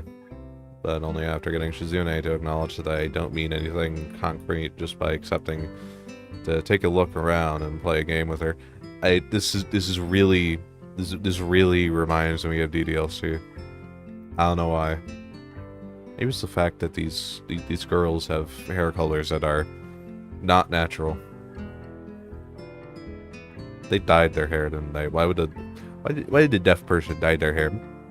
Lunch ends and we go back to class.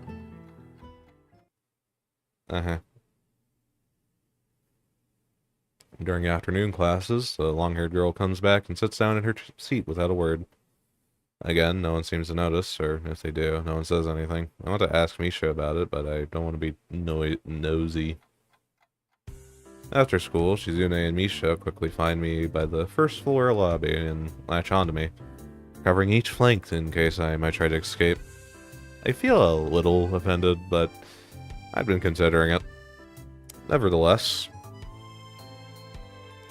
I'm a bit disturbed that enough people have made a break for it in the past that they're on their guard.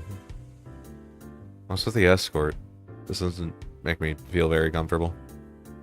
In fact, it makes me feel like a dangerous prisoner being escorted, being transported to a cell. What's wrong, Hikchan? That's right, we're just going to play a game of Risk, remember? I don't know, Misha. This all seems a little sinister to me. You didn't get the fucking stream notification perfect. I can't believe you. I can't. I just sent out a notification. How do you not get it? How dare you? How dare you? How dare you? Perfect. Bad. What's your?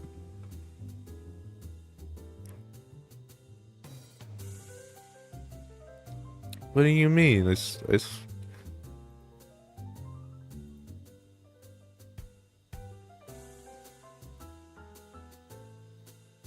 Yeah, you have the role I added. Why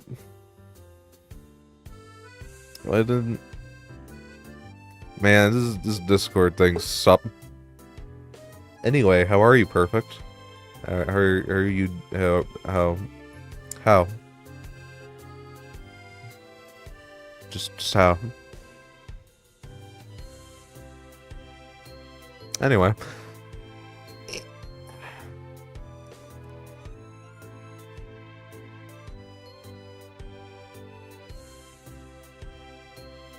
Oh.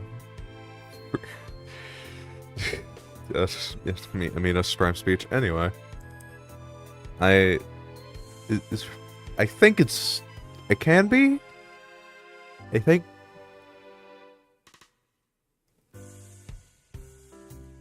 Unrelated, I feel very tired, I don't know why. It's kind of related, I think. I don't know. how one's feeling at the moment, you know. Anyway, I'm playing a game. Also, funny thing about the game, it's very small.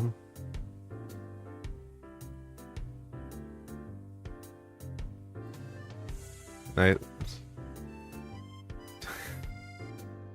nice bug dream. Have nice bug dreams in a bit. Yeah, nice but.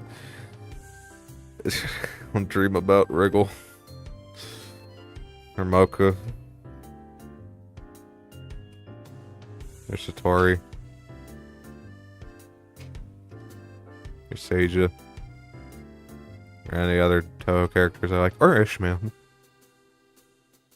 Ishmael's in the top right. Anyway, I'm playing a game made by 4chan. It's about disabled people.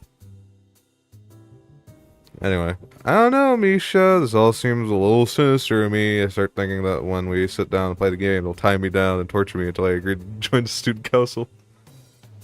Now, Sakia. Do you not like Sakia? Are you saying... Are you saying that because you like Sakia, or are you saying that because you don't like Sakia and you don't want other people to like Sakia because Sakia is... I don't know.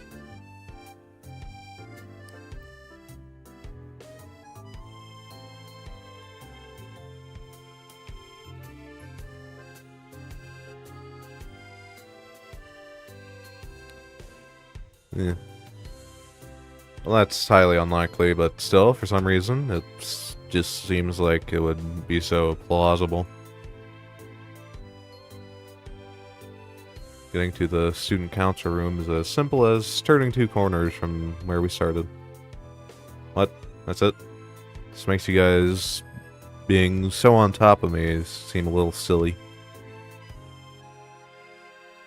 That's not true, Hick-chan. Yeah.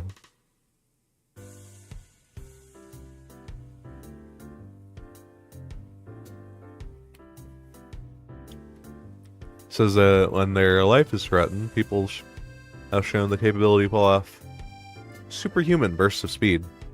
Life is threatened. Her expression unchanging, Misha signs something amusedly to Shizune, who makes a baffled face and puts her hands behind her back, looking pleased with herself.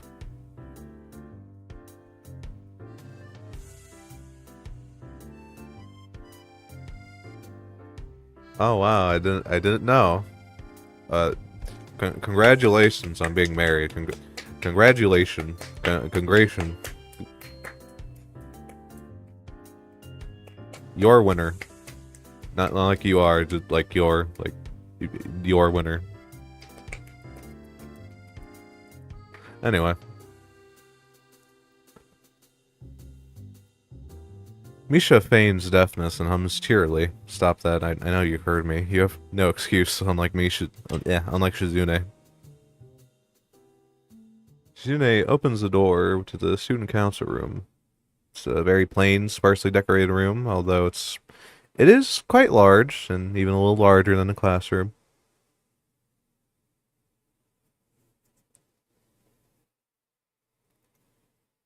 There's a big table in the center surrounded by chairs, and a smaller desk prominently placed in the back that I assume is Shizune's. Perhaps there are a few regular desks and chairs stacked to one side as well. Perhaps extras, perhaps. Aside from the tables and chairs, the room doesn't have much else to offer. Just a couple of filing cabinets and bookshelves stacked with old school records and documents. Not much else, in fact. Nothing else. This is a pretty bleak room. They could at least put a potted plant in here or something. But the most noticeable thing that this room doesn't have is other people. Are we early? No. What do you mean no? Does it mean no one else is coming today? Yeah, that's right. Before I manage to ask what's the case, Shizune claps her hands together very energetically. Hik-chan, let's play Risk. Come on, you promised, didn't you? You have to. Okay, okay. Okay. Do you want to know the rules? We can explain to you while we set everything up. While Misha is talking, Shizune takes out what looks like a board game from behind one of the filing cabinets and throws it on the table.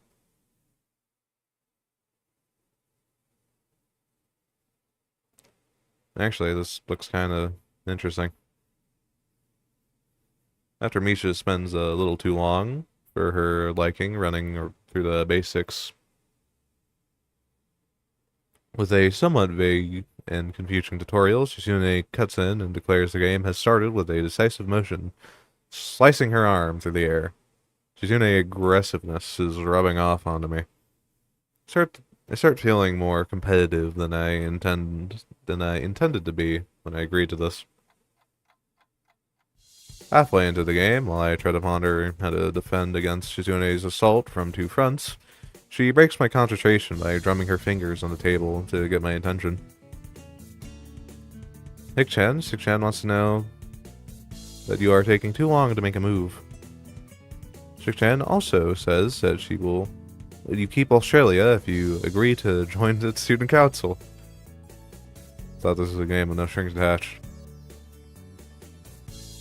Just the fact that she would dangle that over my head as an offer means that she knows I care about the outcome of the game. Why did you say, yeah, sure, take it, don't mind.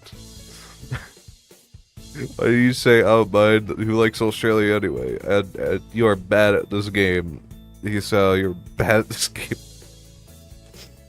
Do not take any bribes, alright? Bribes are for cowards and poor people.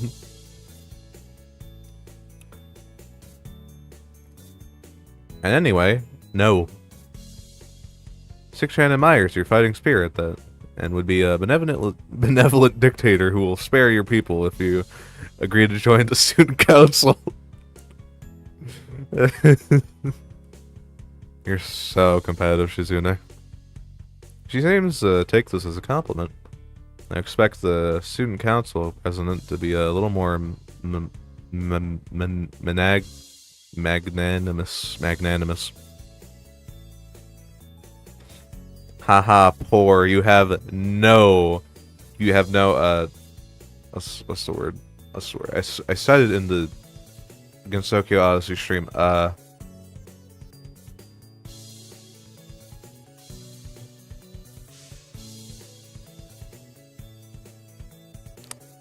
what was the word? I forgot.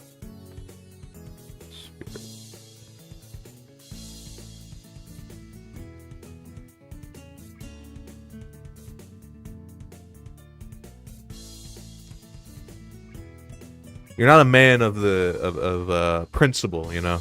You take bribes. How dare you? You're not a man of principle. You're a man of cowardice and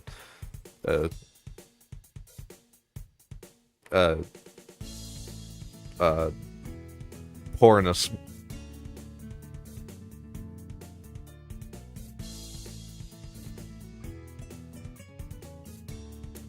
I would expect the student. That's it, right? Magnanimous? She doesn't seem to know what the word means, or how it's signed. So she pulls out a piece of paper and writes it for Shizune, who in return signs it back to Misha. Misha presses her index fingers against her temples, as if to physically imprint the word into her memory. Suddenly, Shizune bursts into a flurry of gestures. Misha looks daunted by the... Oh my god, it's edit! Edit right there on the left. That's what edit... That's edit! Alright, perfect. I'm gonna need some art done, alright? Make... Put edit in put edit in that outfit, okay?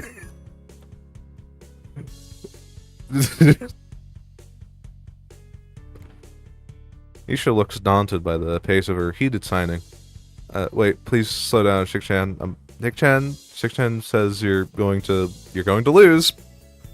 Tell her I will crush her world empire with my rebellion. Okay. Those eyes of her shine with childlike mischief. Oh my god. Oh, what the fuck? I just realized that was her face. Oh my god. Oh my gosh. Is she...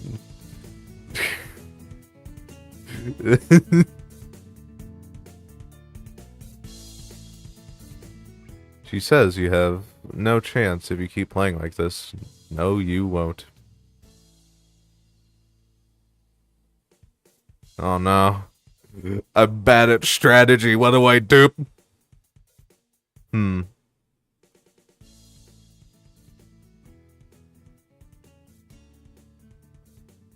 I can't wait for it to be like lose or lose.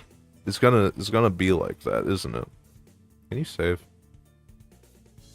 Save. Load. Okay.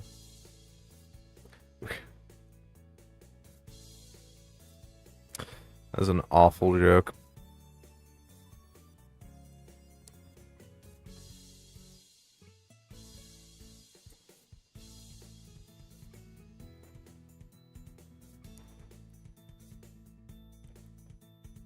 Uh,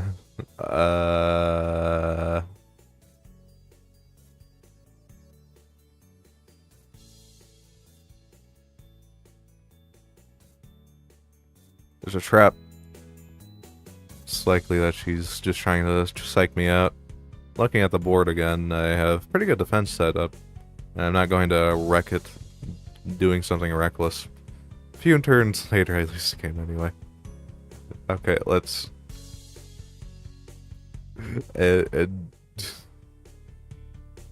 She's either really mocking me or trying to trick me. I have nothing else to lose, though, so I might as well try something different. If I spread out my forces and try to control more territories, I can recoup the advantage. Shizune seems to focus on conquering whole nations, so I can sacrifice my hold on continents to gain more small countries. It's worth a shot. I fucking knew it. A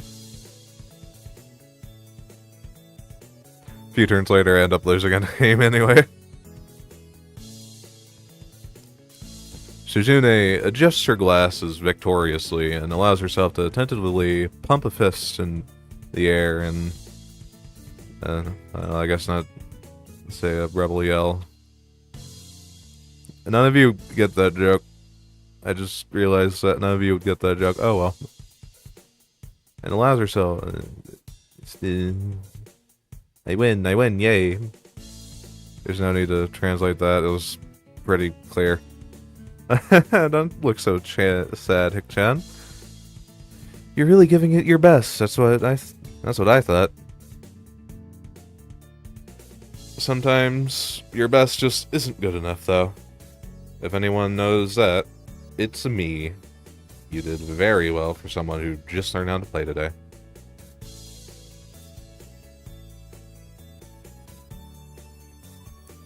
Hick-chan, you attacked Iceland and North America at the same time. That's a very daring move. Hick-chan is impressed. The mark of great people is that they're daring and that they can follow through. You're already halfway there. Isn't that great, Hick-chan? That isn't enough, though. Just potential isn't enough. There's no point to potential. There's no point to potential if you don't take the first step, and there's no point to that if you don't keep going. I want to see more. You're right, Hick-chan, but that's so demanding.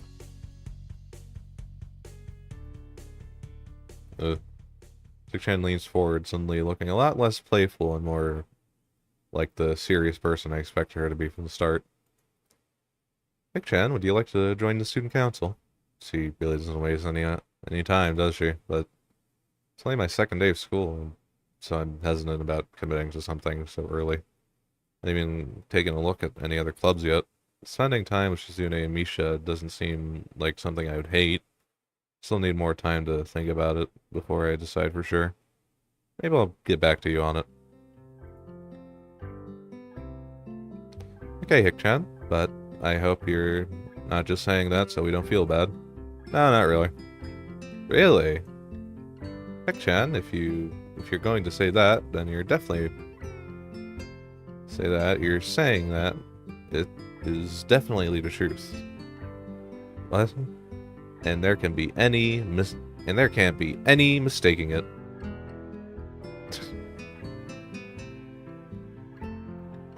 Yeah, yeah. So you calling that to win? You have to kill everyone else. It's more like what Germany would have done. I know. I guess I should have. I guess I should have my revenge for losing at the very least.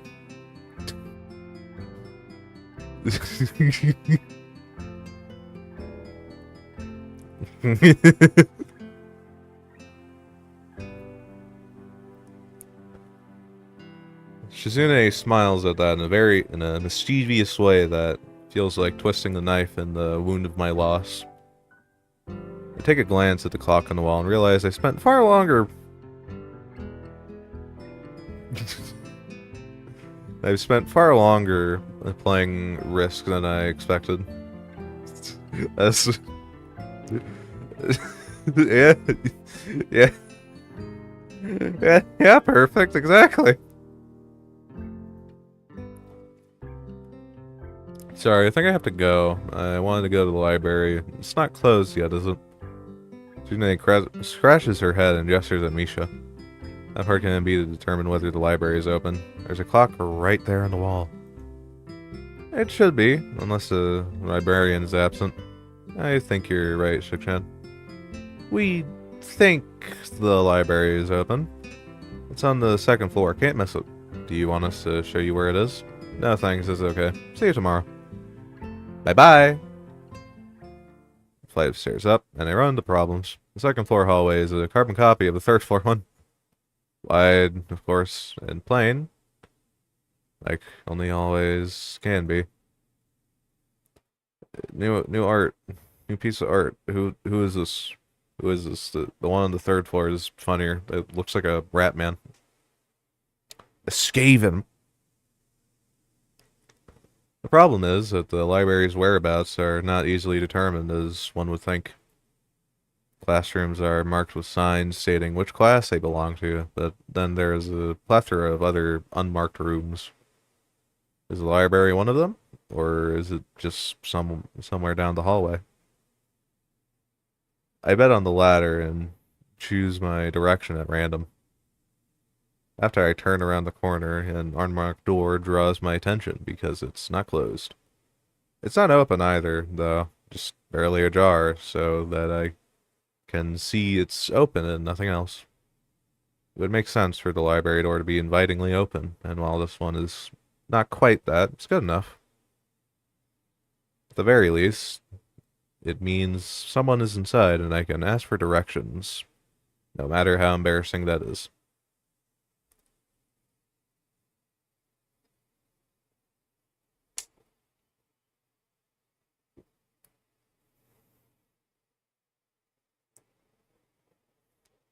I generally push open the center of the door with my fingertips, every muscle in my arm ready to pull back at a moment's notice. I feel the feeling of being an outsider to the school can't be shaken from my mind, so much so that I instinctively fear doing something wrong by entering.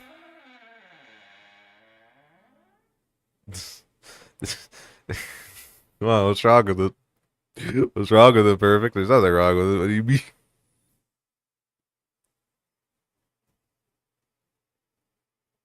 The door slowly creaks as if groaning from a deep sleep, though it was much easier to open than I had anticipated.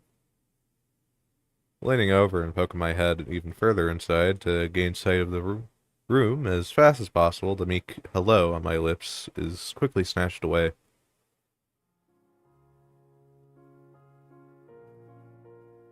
Hmm. This is not as I was expecting.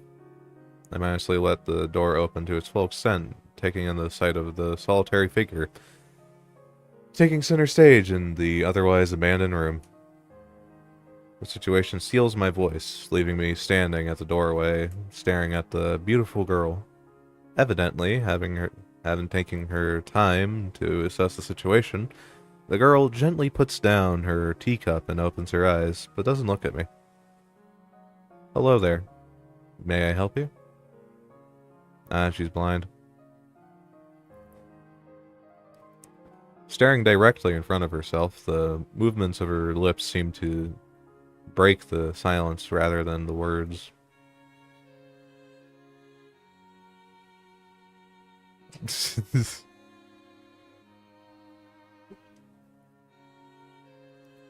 I can't help but think shrimp fried rice whenever I see fried rice instead of just fried rice. Anyway, put pepperoni on your fried rice. Make it a pizza. And make it the pizza, you know, make it the pizza, the P. However, it's a soft, measured voice that reminds me that she's being separate from the room itself. Not only is she likely the tallest girl I've laid eyes on, but even amongst the foreigners I've met, she's strikingly distinct. Hi, sorry for intruding. I was just kind of lost.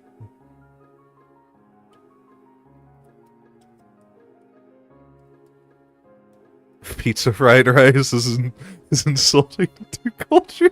Yes, yes, do it, do it, you coward.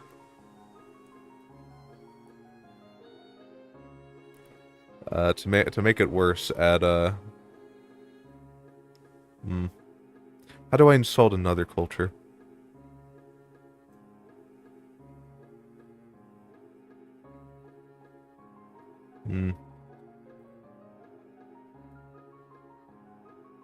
Taco meat. Add taco meat.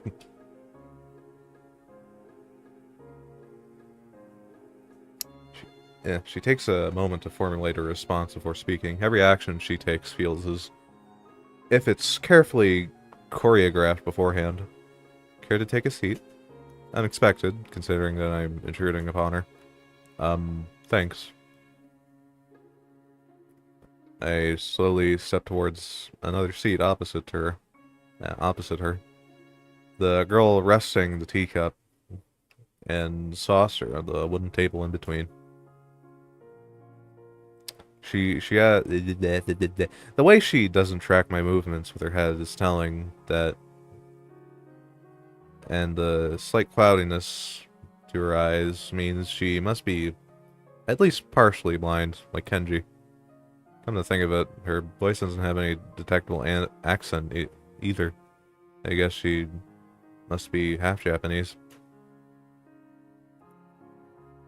As I take my seat, her composure takes me slightly off guard. Her air of relaxed confidence makes the silence entirely uncomfortable. The calming atmosphere is so very different from the student council office. I take it you're a new student, Yamaku? Ah, yeah. I just transferred in yesterday. I get the distinct feeling my speech patterns don't match the formality of hers, accentuated by her restrained bow of greeting. I almost said bow. A bow of greeting. Only the Avatar Master of the Four Races. You gotta add another thing to the meal. Fuck. Add something Eastern European to it. Perfect.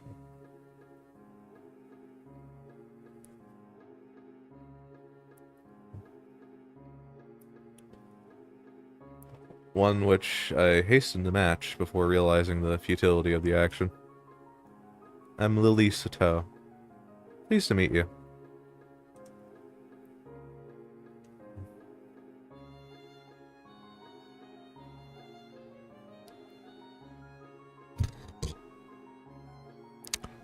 Why? Did you think I was going to say KFC? Perfect. Perfect, you better answer me right now.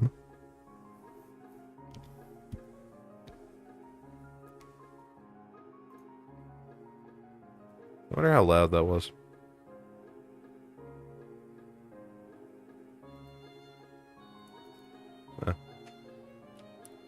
You sound okay. She gives a nod before gesturing roughly in the direction of her teacup. American, yeah, totally. Totally. Even though chickens come from, I think they come from Asia, I don't remember. Not that it matters. I think. Would you care for a drink? Sure. As much as it pains me, I can't keep step with her formality in the proceedings. She gives a kind nod, taking the request in stride. But in other words, she steps off the chair and prepares a second cup of tea from a collection of supplies laid out along a shelf. Brush here, I brush here, brush there, her left hand often lightly touching the side of whichever container she's pouring into.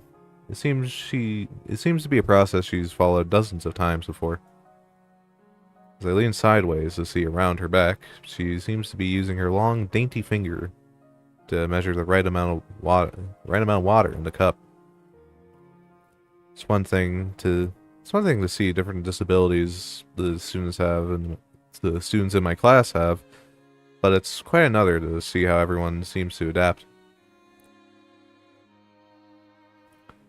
Shizune and Misha have no problem working together to communicate to me, and Lily's herself seems to have workarounds for problems I'd never thought of.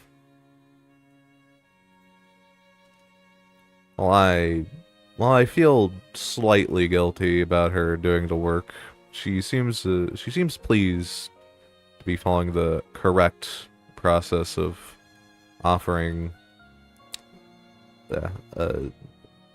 following the correct process of the offer preparing the drink. So, her soft voice brings me out of my silent observance. Which room were you looking for?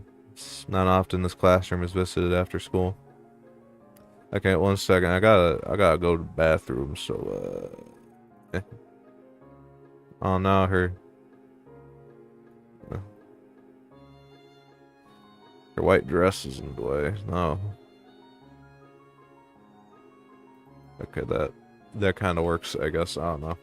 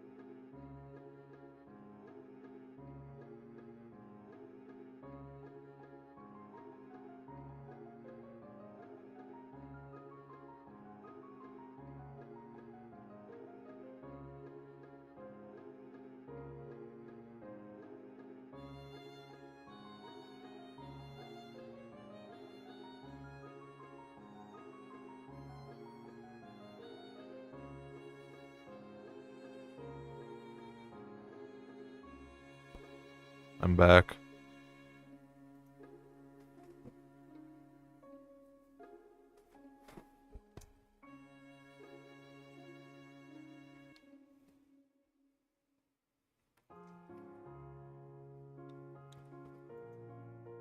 The school library. Shizuna and me. I mean, some classmates. Perfect. Perfect. You have 10 seconds before I arrive, and incinerate all of your rice, and all the rice in a 10-mile radius. I hope you are ready.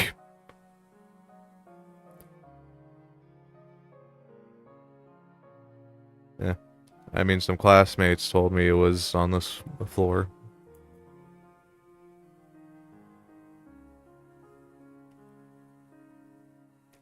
She finishes pouring into the teacup as she nods. Metallic, a metallic tapping coming from the teacup indicated it being stirred. I'm aware of Miss Kakamushi, as are most students. To be with them means you're in class 3-3 now. That's right, in the science room with Muto.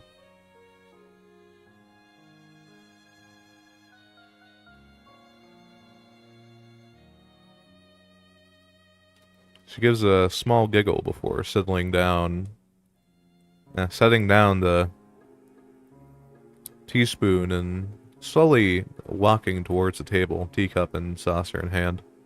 Hi, Katie. I'm currently playing a game where you're in a school filled with disabled people. This girl's blind.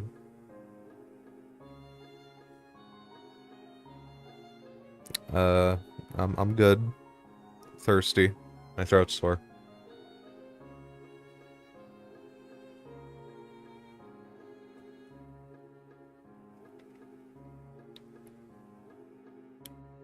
You know, when I do raids, my throat doesn't get this sore. Even though I talk a lot during them.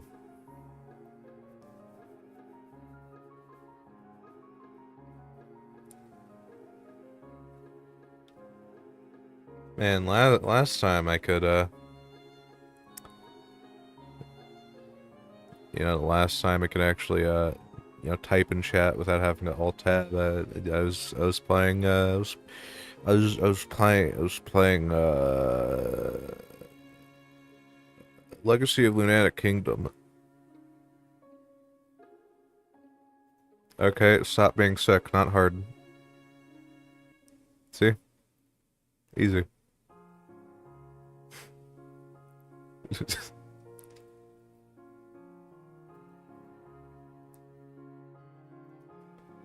He's quite a character, I imagine. You'll come to like him. Must do. Is there a... Yeah. Let me read the...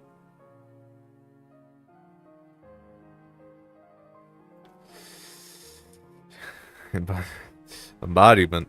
Embodiment of... Embodiment,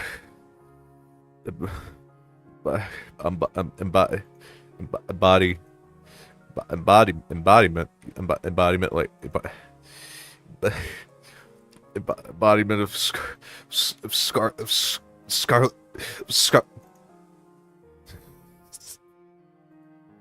Sorry.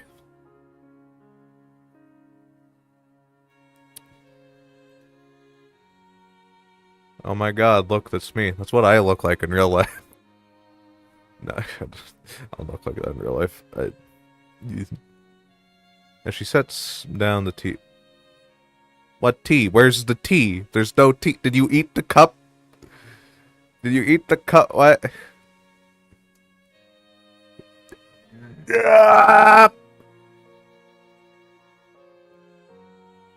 Where's the teacup? Did you fucking eat it? Did you eat it, Hisao? Did you eat the... Did you eat... Did you... Did you eat the porcelain cup You saw, where is it? Where did you put it? Huh? Where did you put it, you fucking cheat, you heart palpitations?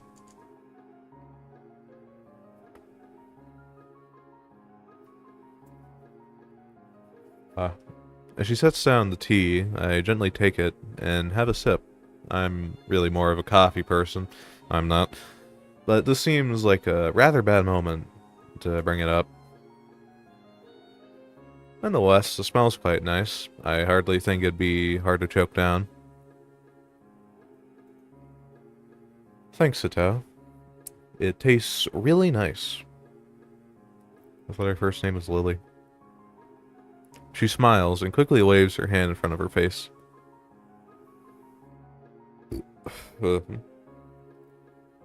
Lily, please. There's no need to be too formal.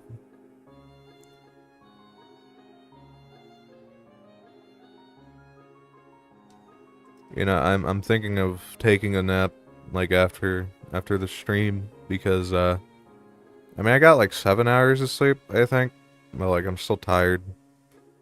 And again, every time I wake up, it's like that. Is that bad? Probably not. She says this in spite of her exceedingly well-bred speech. Oh well. Well-bred?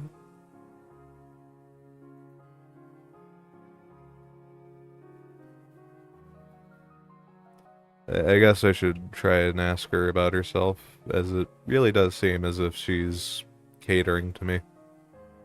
So which class are you from? I imagine it's one of the third-year classes. Correct.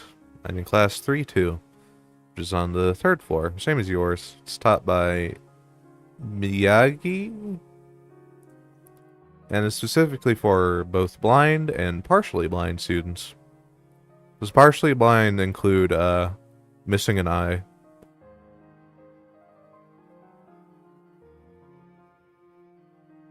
Probably does. I see. I mean, sorry. Yes, you did hear that right. She said well-bred. Well-bred speech. Also, I, fucking Kekioin saying, yeah, yes, I see, with fucking...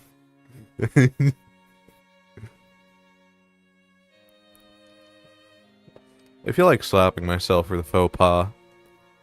Looking at her face, though, she doesn't seem in the least bit put off by it. My, there's no need to change your speech on my account. Sure, sorry. I guess I'm really showing my newness here. An environment like this would be a big change, so I can't fault you. Although the same can't be said for everyone, many have come to terms with their conditions. Category which would include her, it seems. All too ready to jump ship from this particular topic, I segue into another.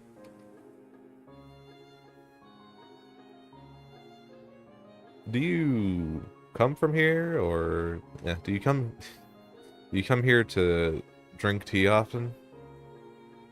It's a really nice place. My phone seems to be 4 minutes behind.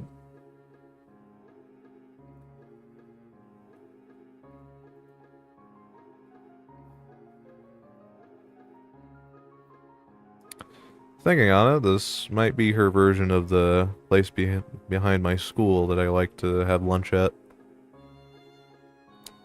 I come here fairly often during lunchtimes. My duties as class representative don't leave enough time for an official club, so a friend and I use this room for having tea.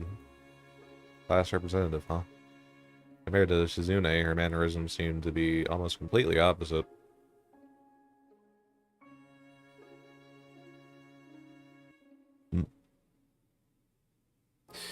I definitely know what that is, and I'm definitely not, uh,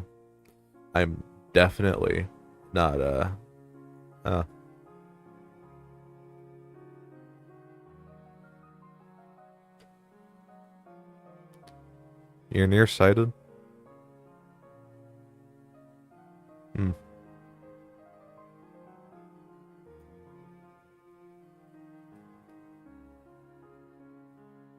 It also means a lack of imagination, foresight, or intellectual insight. In other words, you're dumb.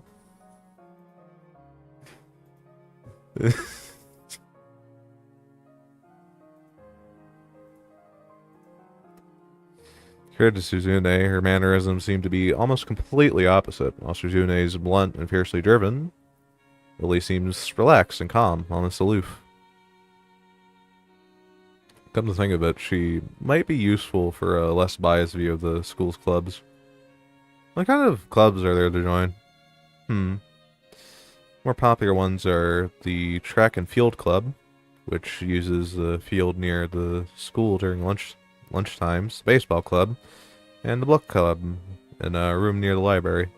There's also numerous small ones, too, though. There's the Arts and Music Club. A time when I'm just wanting to get on my feet, rushing into a club right away seems slightly unappealing. I wonder if this school shares the same rules as my old one. Is it compulsory to join as a club? Yeah, is it compulsory to join a club? It isn't, though it is encouraged. Ah, good. That's a relief. I just realized, Hugh's probably been making faces this whole time. I've really let down my guard around this girl to let such a thing slip out. The fact seems to slightly amuse her. Not wanting my tea to get cold, I finally start drinking it as Lily does the same. As I look over to the... Okay, this is a bit loud.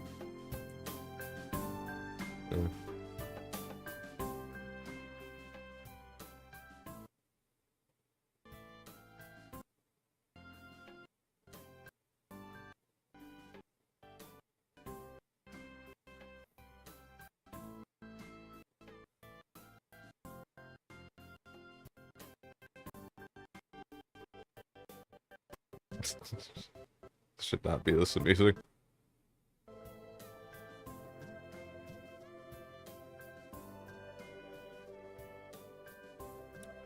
Hey, that's just what Google said, alright? Alright, according to Google, myopia also means lack of imagination, foresight, or intellectual insight, okay? Alright. Blame Google. I don't know why it says that.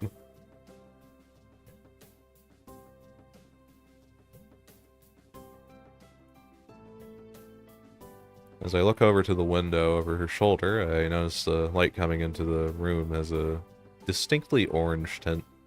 Even here, time doesn't stand still. Huh. Time's gone quick. The time's gone quickly. Sorry?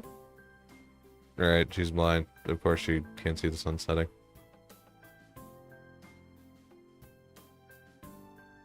Yeah, I know, but like, still. Alright, I mean, it says it right there, so, and Google is right about everything, so clearly those with myopia are dumb. Don't worry, I am the complete opposite. I can see everything very clearly up close. Everything far away is fucking PS1 graphics at potato settings, so don't worry about it.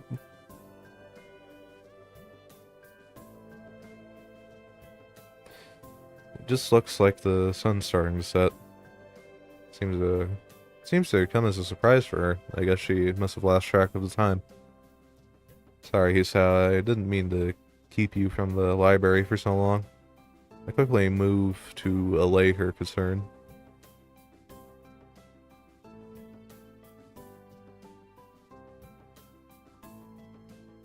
I thought... no, that's the wrong browser. Is it? I thought...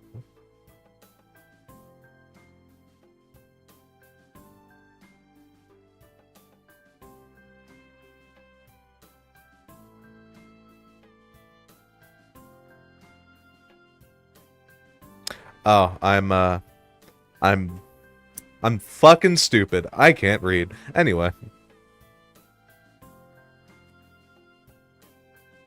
Also, I don't know that was the name for that. Anyway.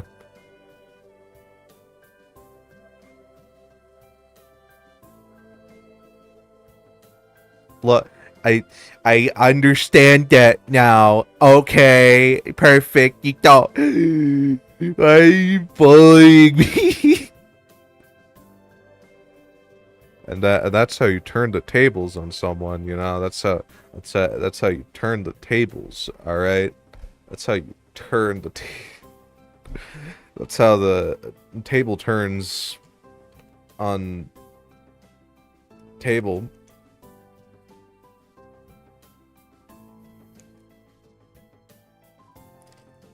Why would you say that? How dare you? How dare you? How dare you? How dare you?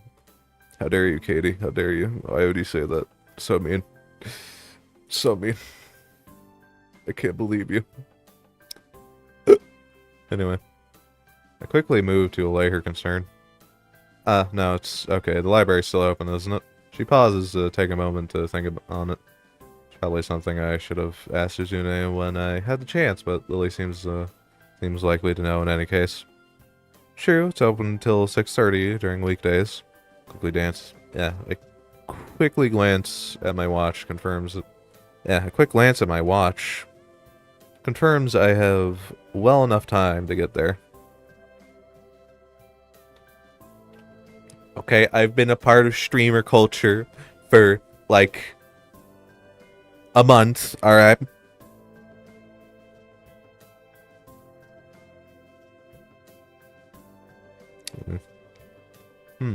I may get going in that case. It's been nice talking to you, Lily. With you? I don't know. She smiles and gives a deep nod, her hands still neatly folded on the table in front of her. It was my pleasure.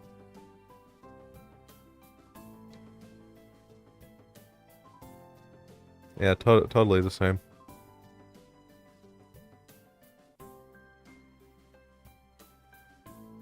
Oh. Oh, come to think of it, shall I show you to where the library is? Can possibly ask for more help. I should be able to find it alright. Well, unless my navigation skills fail me. Which they seem to have a habit of doing.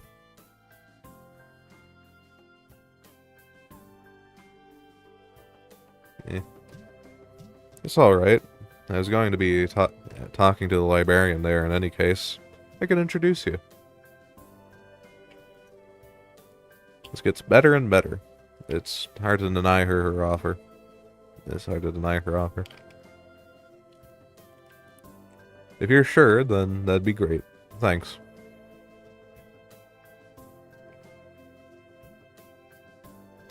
As she stands up to follow me, she takes hold of a straight, retractable cane that seems, yeah, that had been slipped and. As she stands up to follow me, she takes hold of a straight, retractable cane that had been slipped in the handle of her bag on the floor. Compared to the cane the boy in my class had, Lily's looks much thinner and longer. His must be for sport, whereas Lily's is for navigation.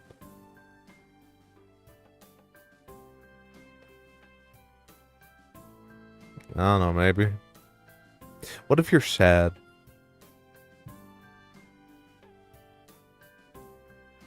Yeah, leech speak. What do you not know of leech speak?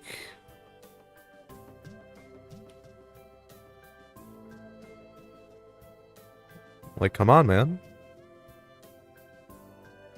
It's great.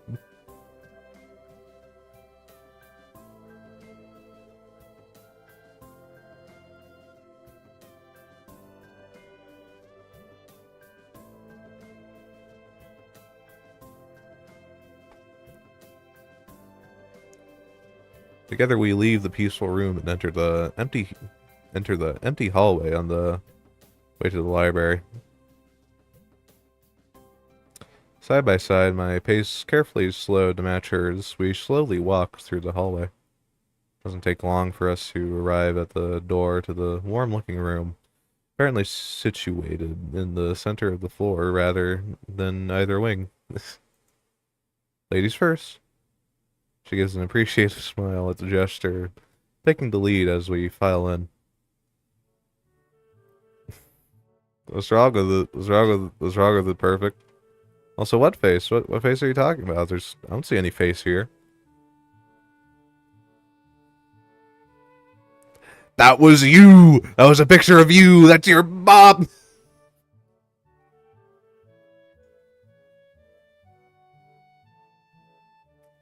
To the left is the wooden library counter, with the library proper being on the right. It easily dwarfs my old school's library, with the distinct smell of old books giving the place an almost old-world air. There don't seem to be a lot of students here, considering the time. It isn't a big surprise. Everyone's probably either in the school grounds or the dorms. Yuko, are you here? She says it into thin air since the librarian doesn't seem to be present, and of course, Lily can't see this. What's unexpected is that it draws a reaction. Something under the counter thuds against it, followed by a quiet wail. The origin, apparently, the librarian, quickly crawls out and bounces up to extremely rigid attention.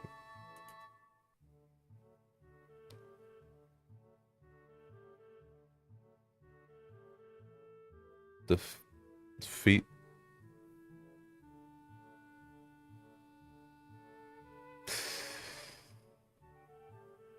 You can't get me like that, perfect. You can't. I know. This is. You can't fucking. Can't. You can't trick me like that. You can't trick me like that. You can't trick me like that, perfect. I'm too well trained for this. All right. I'm too powerful for you.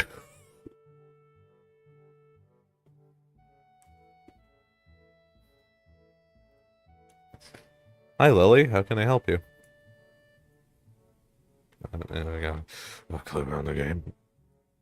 Her voice is strained in a failed attempt to sound casual as she's rubbing the back of her head. Good afternoon.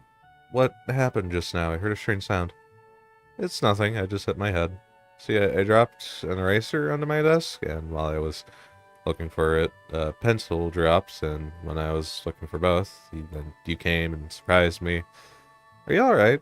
I'm sorry. I couldn't... No. It's okay. It's okay. Sorry for making you worry. This is nothing. I've had worse happen to me. She's quick to reverse Lily's apology, almost frantically trying to push aside the possibility that she could be in any way inconvenienced by bashing her head on the counter. Yes, worse things have happened. The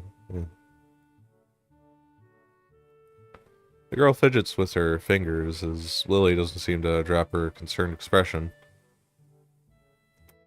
And then she shuffles some papers around the counter for no reason. A little shorter than Lily, replete with... replete? I think that's replete. Replete with glasses, freckles, and a very troubled look. She seems to fit a library perfectly.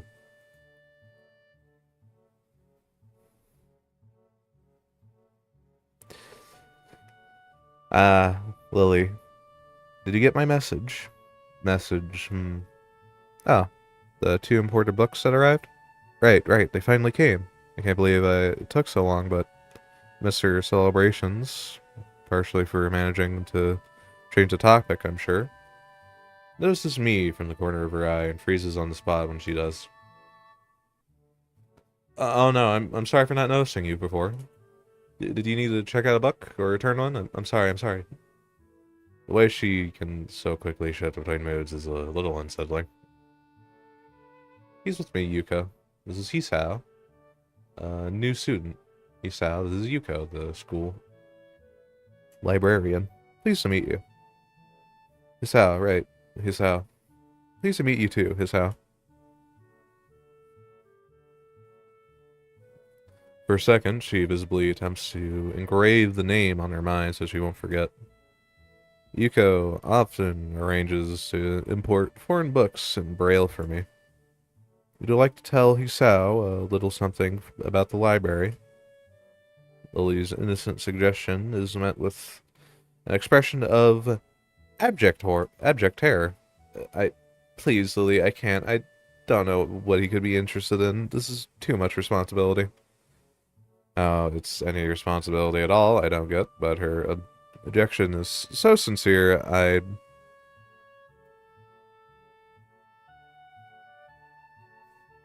That's not funny. You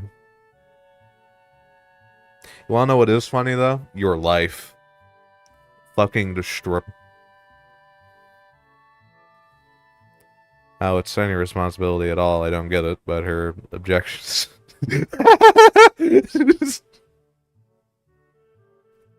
But her objection is so sincere, I don't doubt for a second that she would rather disembowel herself on the spot than tell me where the light novels are. But, so, there are a lot of books in Braille here? I attempt to save the day by asking asking the first thing that pops in my head. It seems to work, at least partially, as Yuko seems to not exactly relax, but at least look slightly less tense. Well, I think about a third or fourth of Yamaku's library is either in Braille or audio. Makes sense, given all the Lion students that'd be here. If it's only that, how come the library is so big in the first place? Well, we get a lot of new books regularly because the library is adequately endowed. That's probably why. They spend more on new books than on my salary, and then I have to organize and shelve all of them. Good.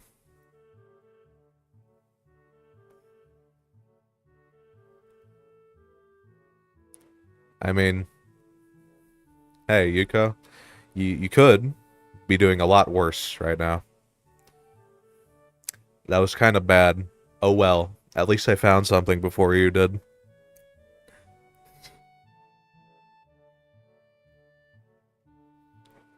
Also, all the straws you're grasping at are silly straws. It's so troublesome and they weigh so much. I wish I could quit this job. A very awkward silence follows this revelation of too much information. I'll go check the aisles if you don't mind. It's probably best for all of us if she doesn't keep talking to me. Very well.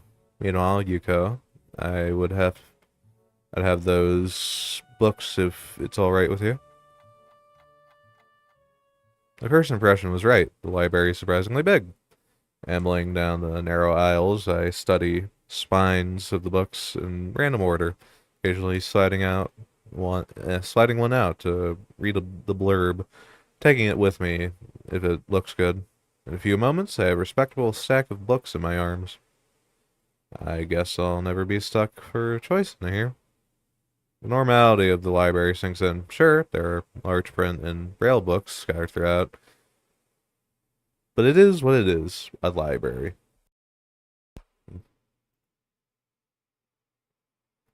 It's as if the calm mood from the room I had tea with Lily in snuck with us in here, unless it was here to begin with.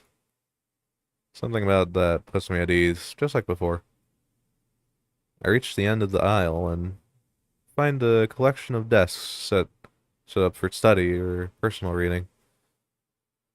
Going a little further, though, I discover a nice quiet corner at the back. All the rest of the library has the odd student sitting at a desk or either reading or stealthily sleeping.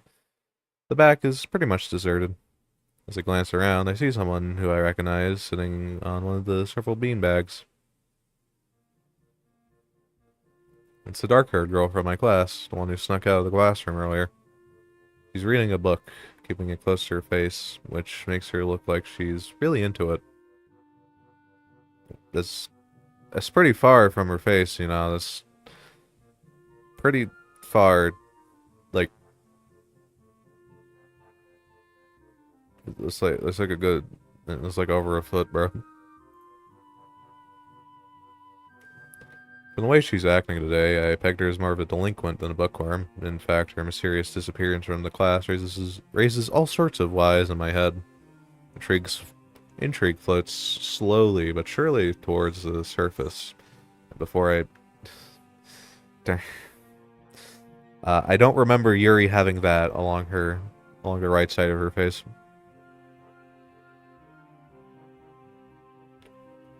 Intrigue floats slowly but surely towards the surface, and before I know it,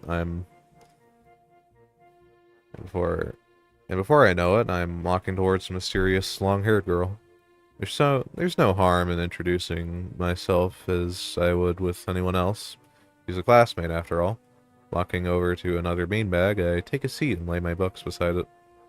The girl looks up scaredly at me, and from underneath her fringe. Did I say that right? Whatever.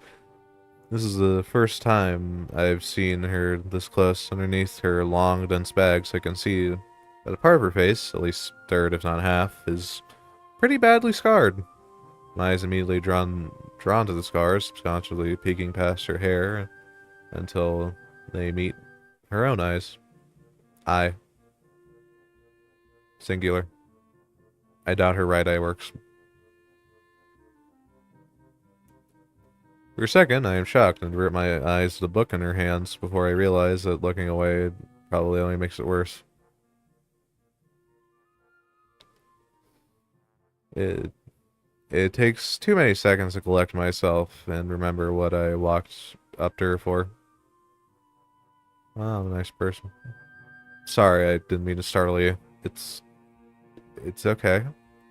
The girl certainly doesn't look like it's okay, but I let it slide. So, do you mind if I sit, dear?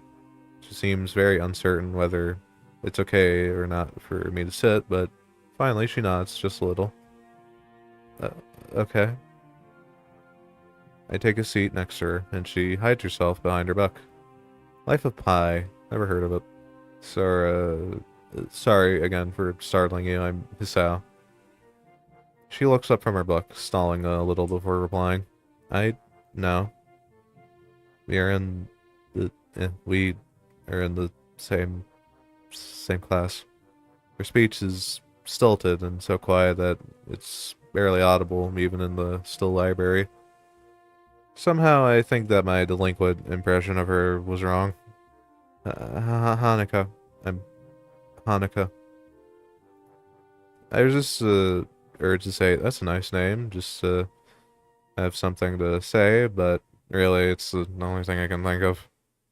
I feel like an idiot. Everyone here must be used to being different from each other, and here I am being all bothered and fussed about that kind of thing. Don't let me interrupt your reading. I'll just check these books if you don't mind. She nods a little, and sighs a little sigh of relief.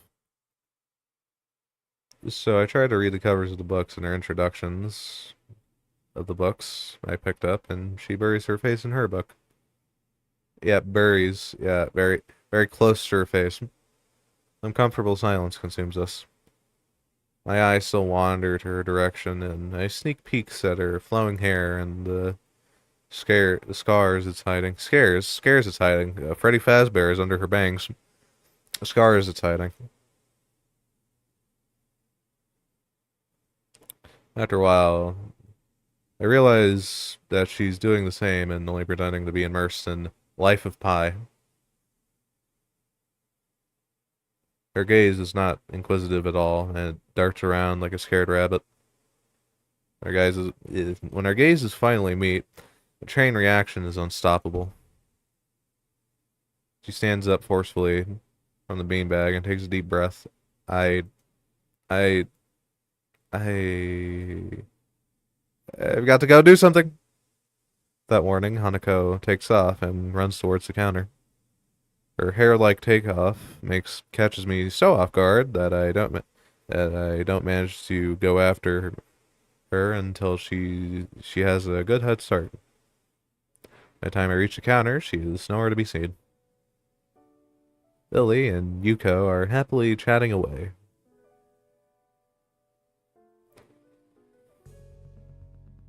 Knowing that I won't be able to catch Hanako myself, I approach the girls. Hey, did you notice a girl run past here? Maybe. What did she look like? Long dark hair, kind of shy. She had, well, some scars on her face. You wouldn't be talking about Hanako, would you? Yeah, that's her. I saw her reading and tried to talk to her, but I think I scared her off or something. Oh dear, Yuko, would you excuse me? I had better try and find her. Sure. I'll hold on to these until you come back. What's going on? I'm sorry, but I'll have to explain it to you some other time. Right. I'll see you later. Till then. Lily hastily grabs her cane and hurries out of the library, leaving me alone with Yuko.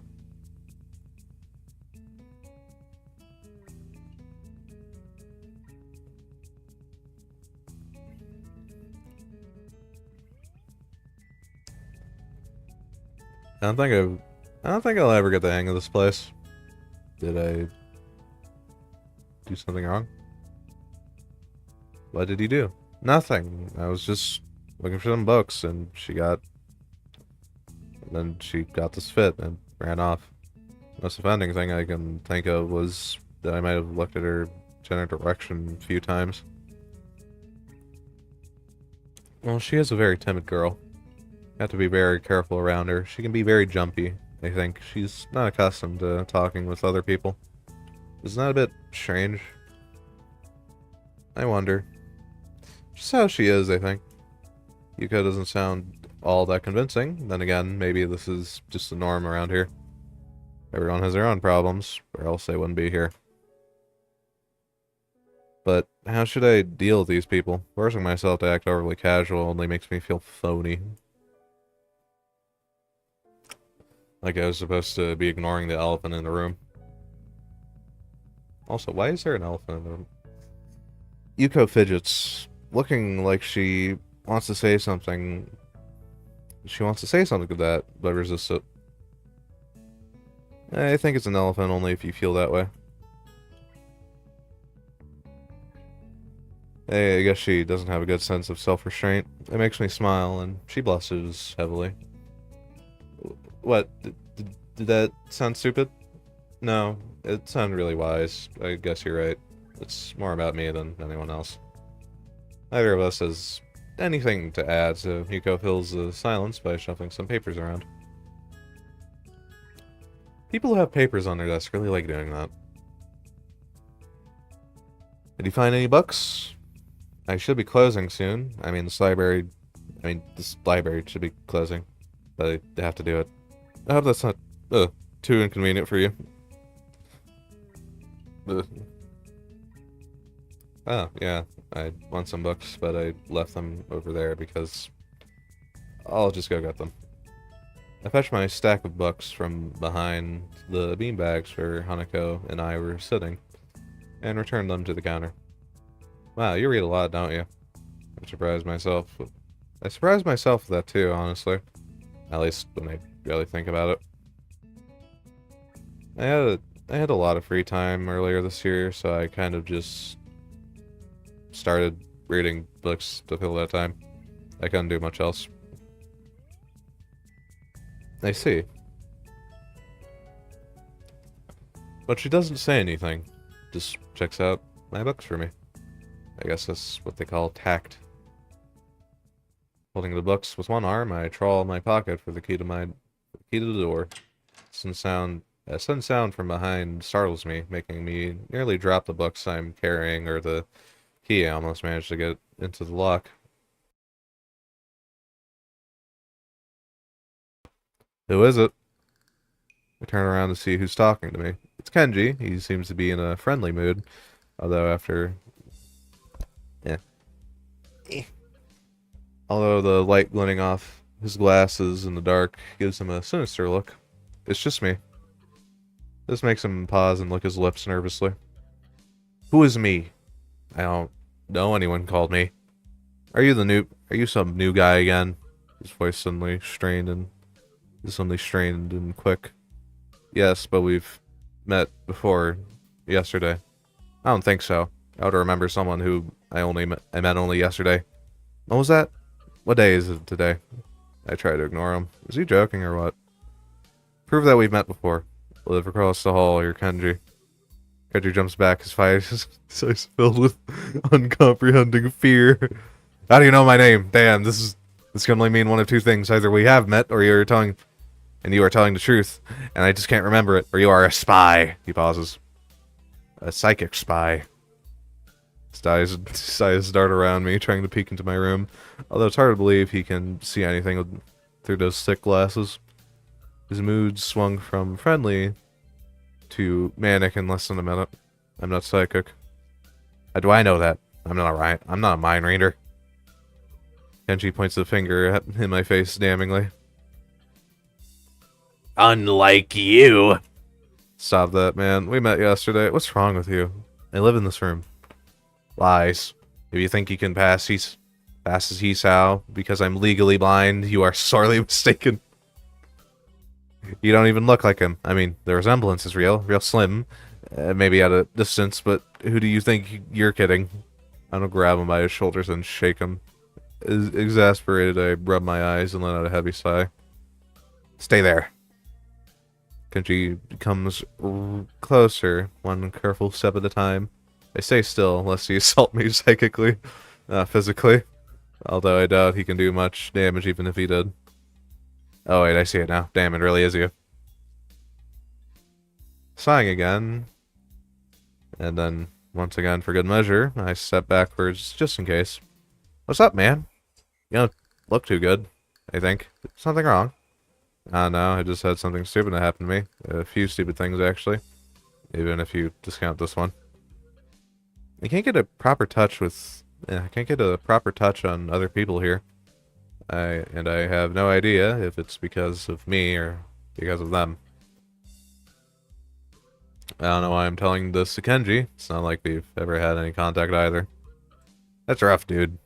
Yeah, I'm sorry for calling you a psychic spy and all, but you can never be too careful. It's a hard reality we live in. I'm slowly starting to think that Kenji isn't necessarily living in the same reality as the rest of us. You see? This is how it is, this world. There's no justice, you see. Even when I lose, I win. Because I don't lose the lesson. What does that even mean? It doesn't matter. Peanut-free peanut butter. Yeah, that perfectly describes this man. He dismisses it flatly with a wave of his hand. So, what happened? I had a long face. Do you have a long face? It's nothing. I just scared some girl off accidentally. Literally, too. She actually ran away from me. It was my fault, really, I think. I'm not really used to all this yet. A girl. A cute one? Cute? That's a hard question. She had a nice body and really beautiful hair with the scars. But the face. Scars add character, alright? Okay. I guess it could go either way. She was cute. Yeah, cute, I guess. I knew it. There's a lot of cute girls here. A strangely disproportionate amount. I believe this is one of the dark secrets of the school. I tried to warn you, man, but did you listen? I don't remember any such warning. Dark secrets? Yes, dark secrets. Extremely dark, like a black hole. If you notice that the number of girls in this school is slightly but significantly higher than the number of boys, it's like 60-40. He turns his head to the left and stares off in the distance at nothing. Why is it like this? I mean, to the untrained eye, it doesn't appear to be that bad. That's a full 20%. One would think that a school with such a huge pool of women would be a man's dream, but no. What I am about to tell you could blow your mind. Are you ready? I don't know where this is going, but I don't think I would be missing much by cutting out now. No, I am not ready. I only get as far as turning the doorknob before Kenji starts talking again, showing that he doesn't really care if my mind is blown or not. What? What? What? I believe that this school is a battleground, the site of a feminist infiltration. This disparity in the number of men to women is a clear sign of how far they have come. In case it's Cold War turns hot, they'll have the superiority in numbers. There's another skirmish in the eternal war against the forces of the feminists. They're everywhere. In Japan, women outnumber men. It's not a 60-40 split, but it's only a matter of time, man. Even in America, women are the majority by hair. They're building up their numbers. In the past, the buildup of a military has always been the clear sign of imminent war. Japan is just the first step. Our economy is badass. The country itself is a small and isolated yet a huge part of the Pacific in terms of political value. The perfect target. They're so cunning, as expected of women. Soon the day will come when Kenji's voice trails off ominously. That's why you can't trust them. They'll string you along and then kill you. Just as they killed me. You'll end up just like me. Oh, hell no. I can't stop myself from blurting it out. Hey, what the hell does that mean? You said it, not me. It's the best I can think of. So, you're not supposed to say something like that? Damn, so rude. Where was I? Oh yeah, vast feminist conspiracy. Stop it, stop. I lost you way back there somewhere. Somewhere around feminist infiltration. Too hard to follow. It's cool. I have some graphs and stuff in my room.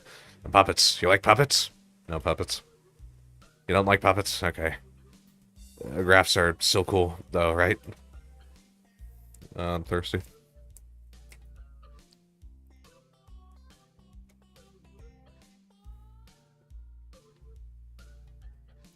Clearly, someone on the development team got in the game. Okay, not really, but I can't. Just they put a 4chaner in the game, guys. They put someone who uses 4chan in the game made by 4chan. I can't believe it.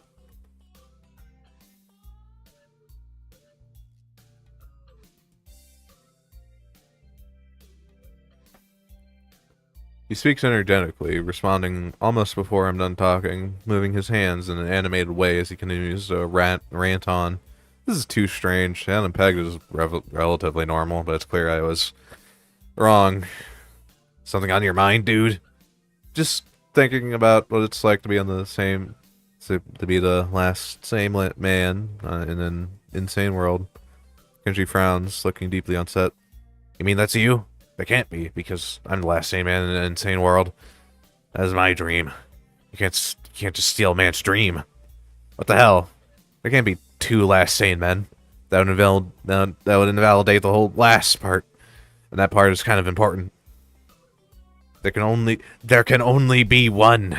Like in that foreign movie where there can only be one, and in the end there's only one dude left. Because that was the point. Highlander?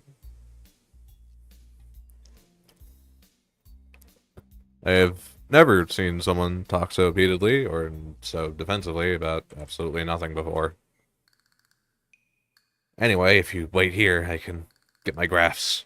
I also have a list of other dark and complex conspiracies that this school holds as tangled as... Quick, finish my analogy. Be Be a pal. I'm going to go to bed now. It's extremely late. Doesn't sound like an analogy, but whatever. I like you. You seem like a cool dude. Most people don't understand what I'm talking about when I try to explain the vast feminist conspiracy to them. Denial is a terrible thing. Later. He claps me on the back and then vanishes into his room so quickly and quietly it's like he didn't even open the door, but instead walked right through it like a ghost.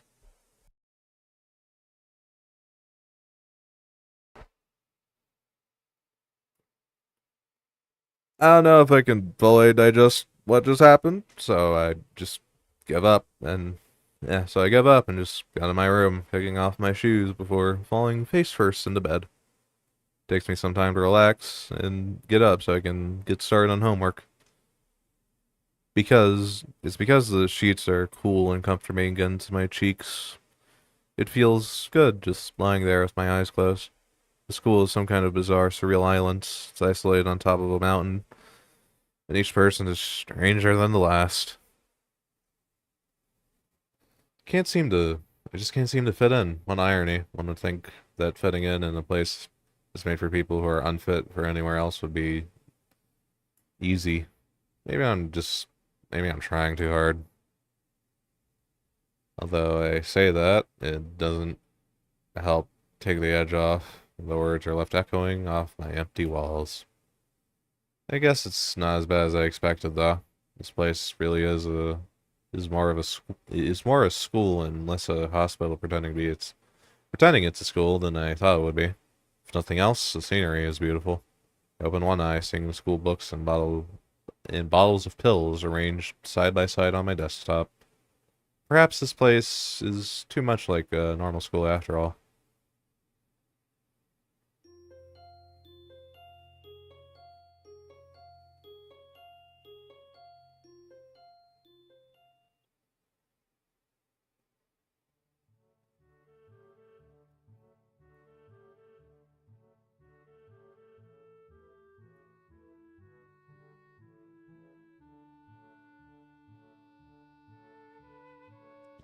Okay, my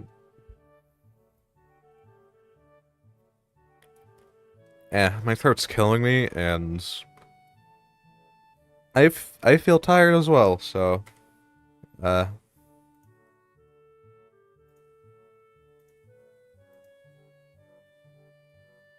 lunch evolution theory? Uh I saved, right? Yeah, okay.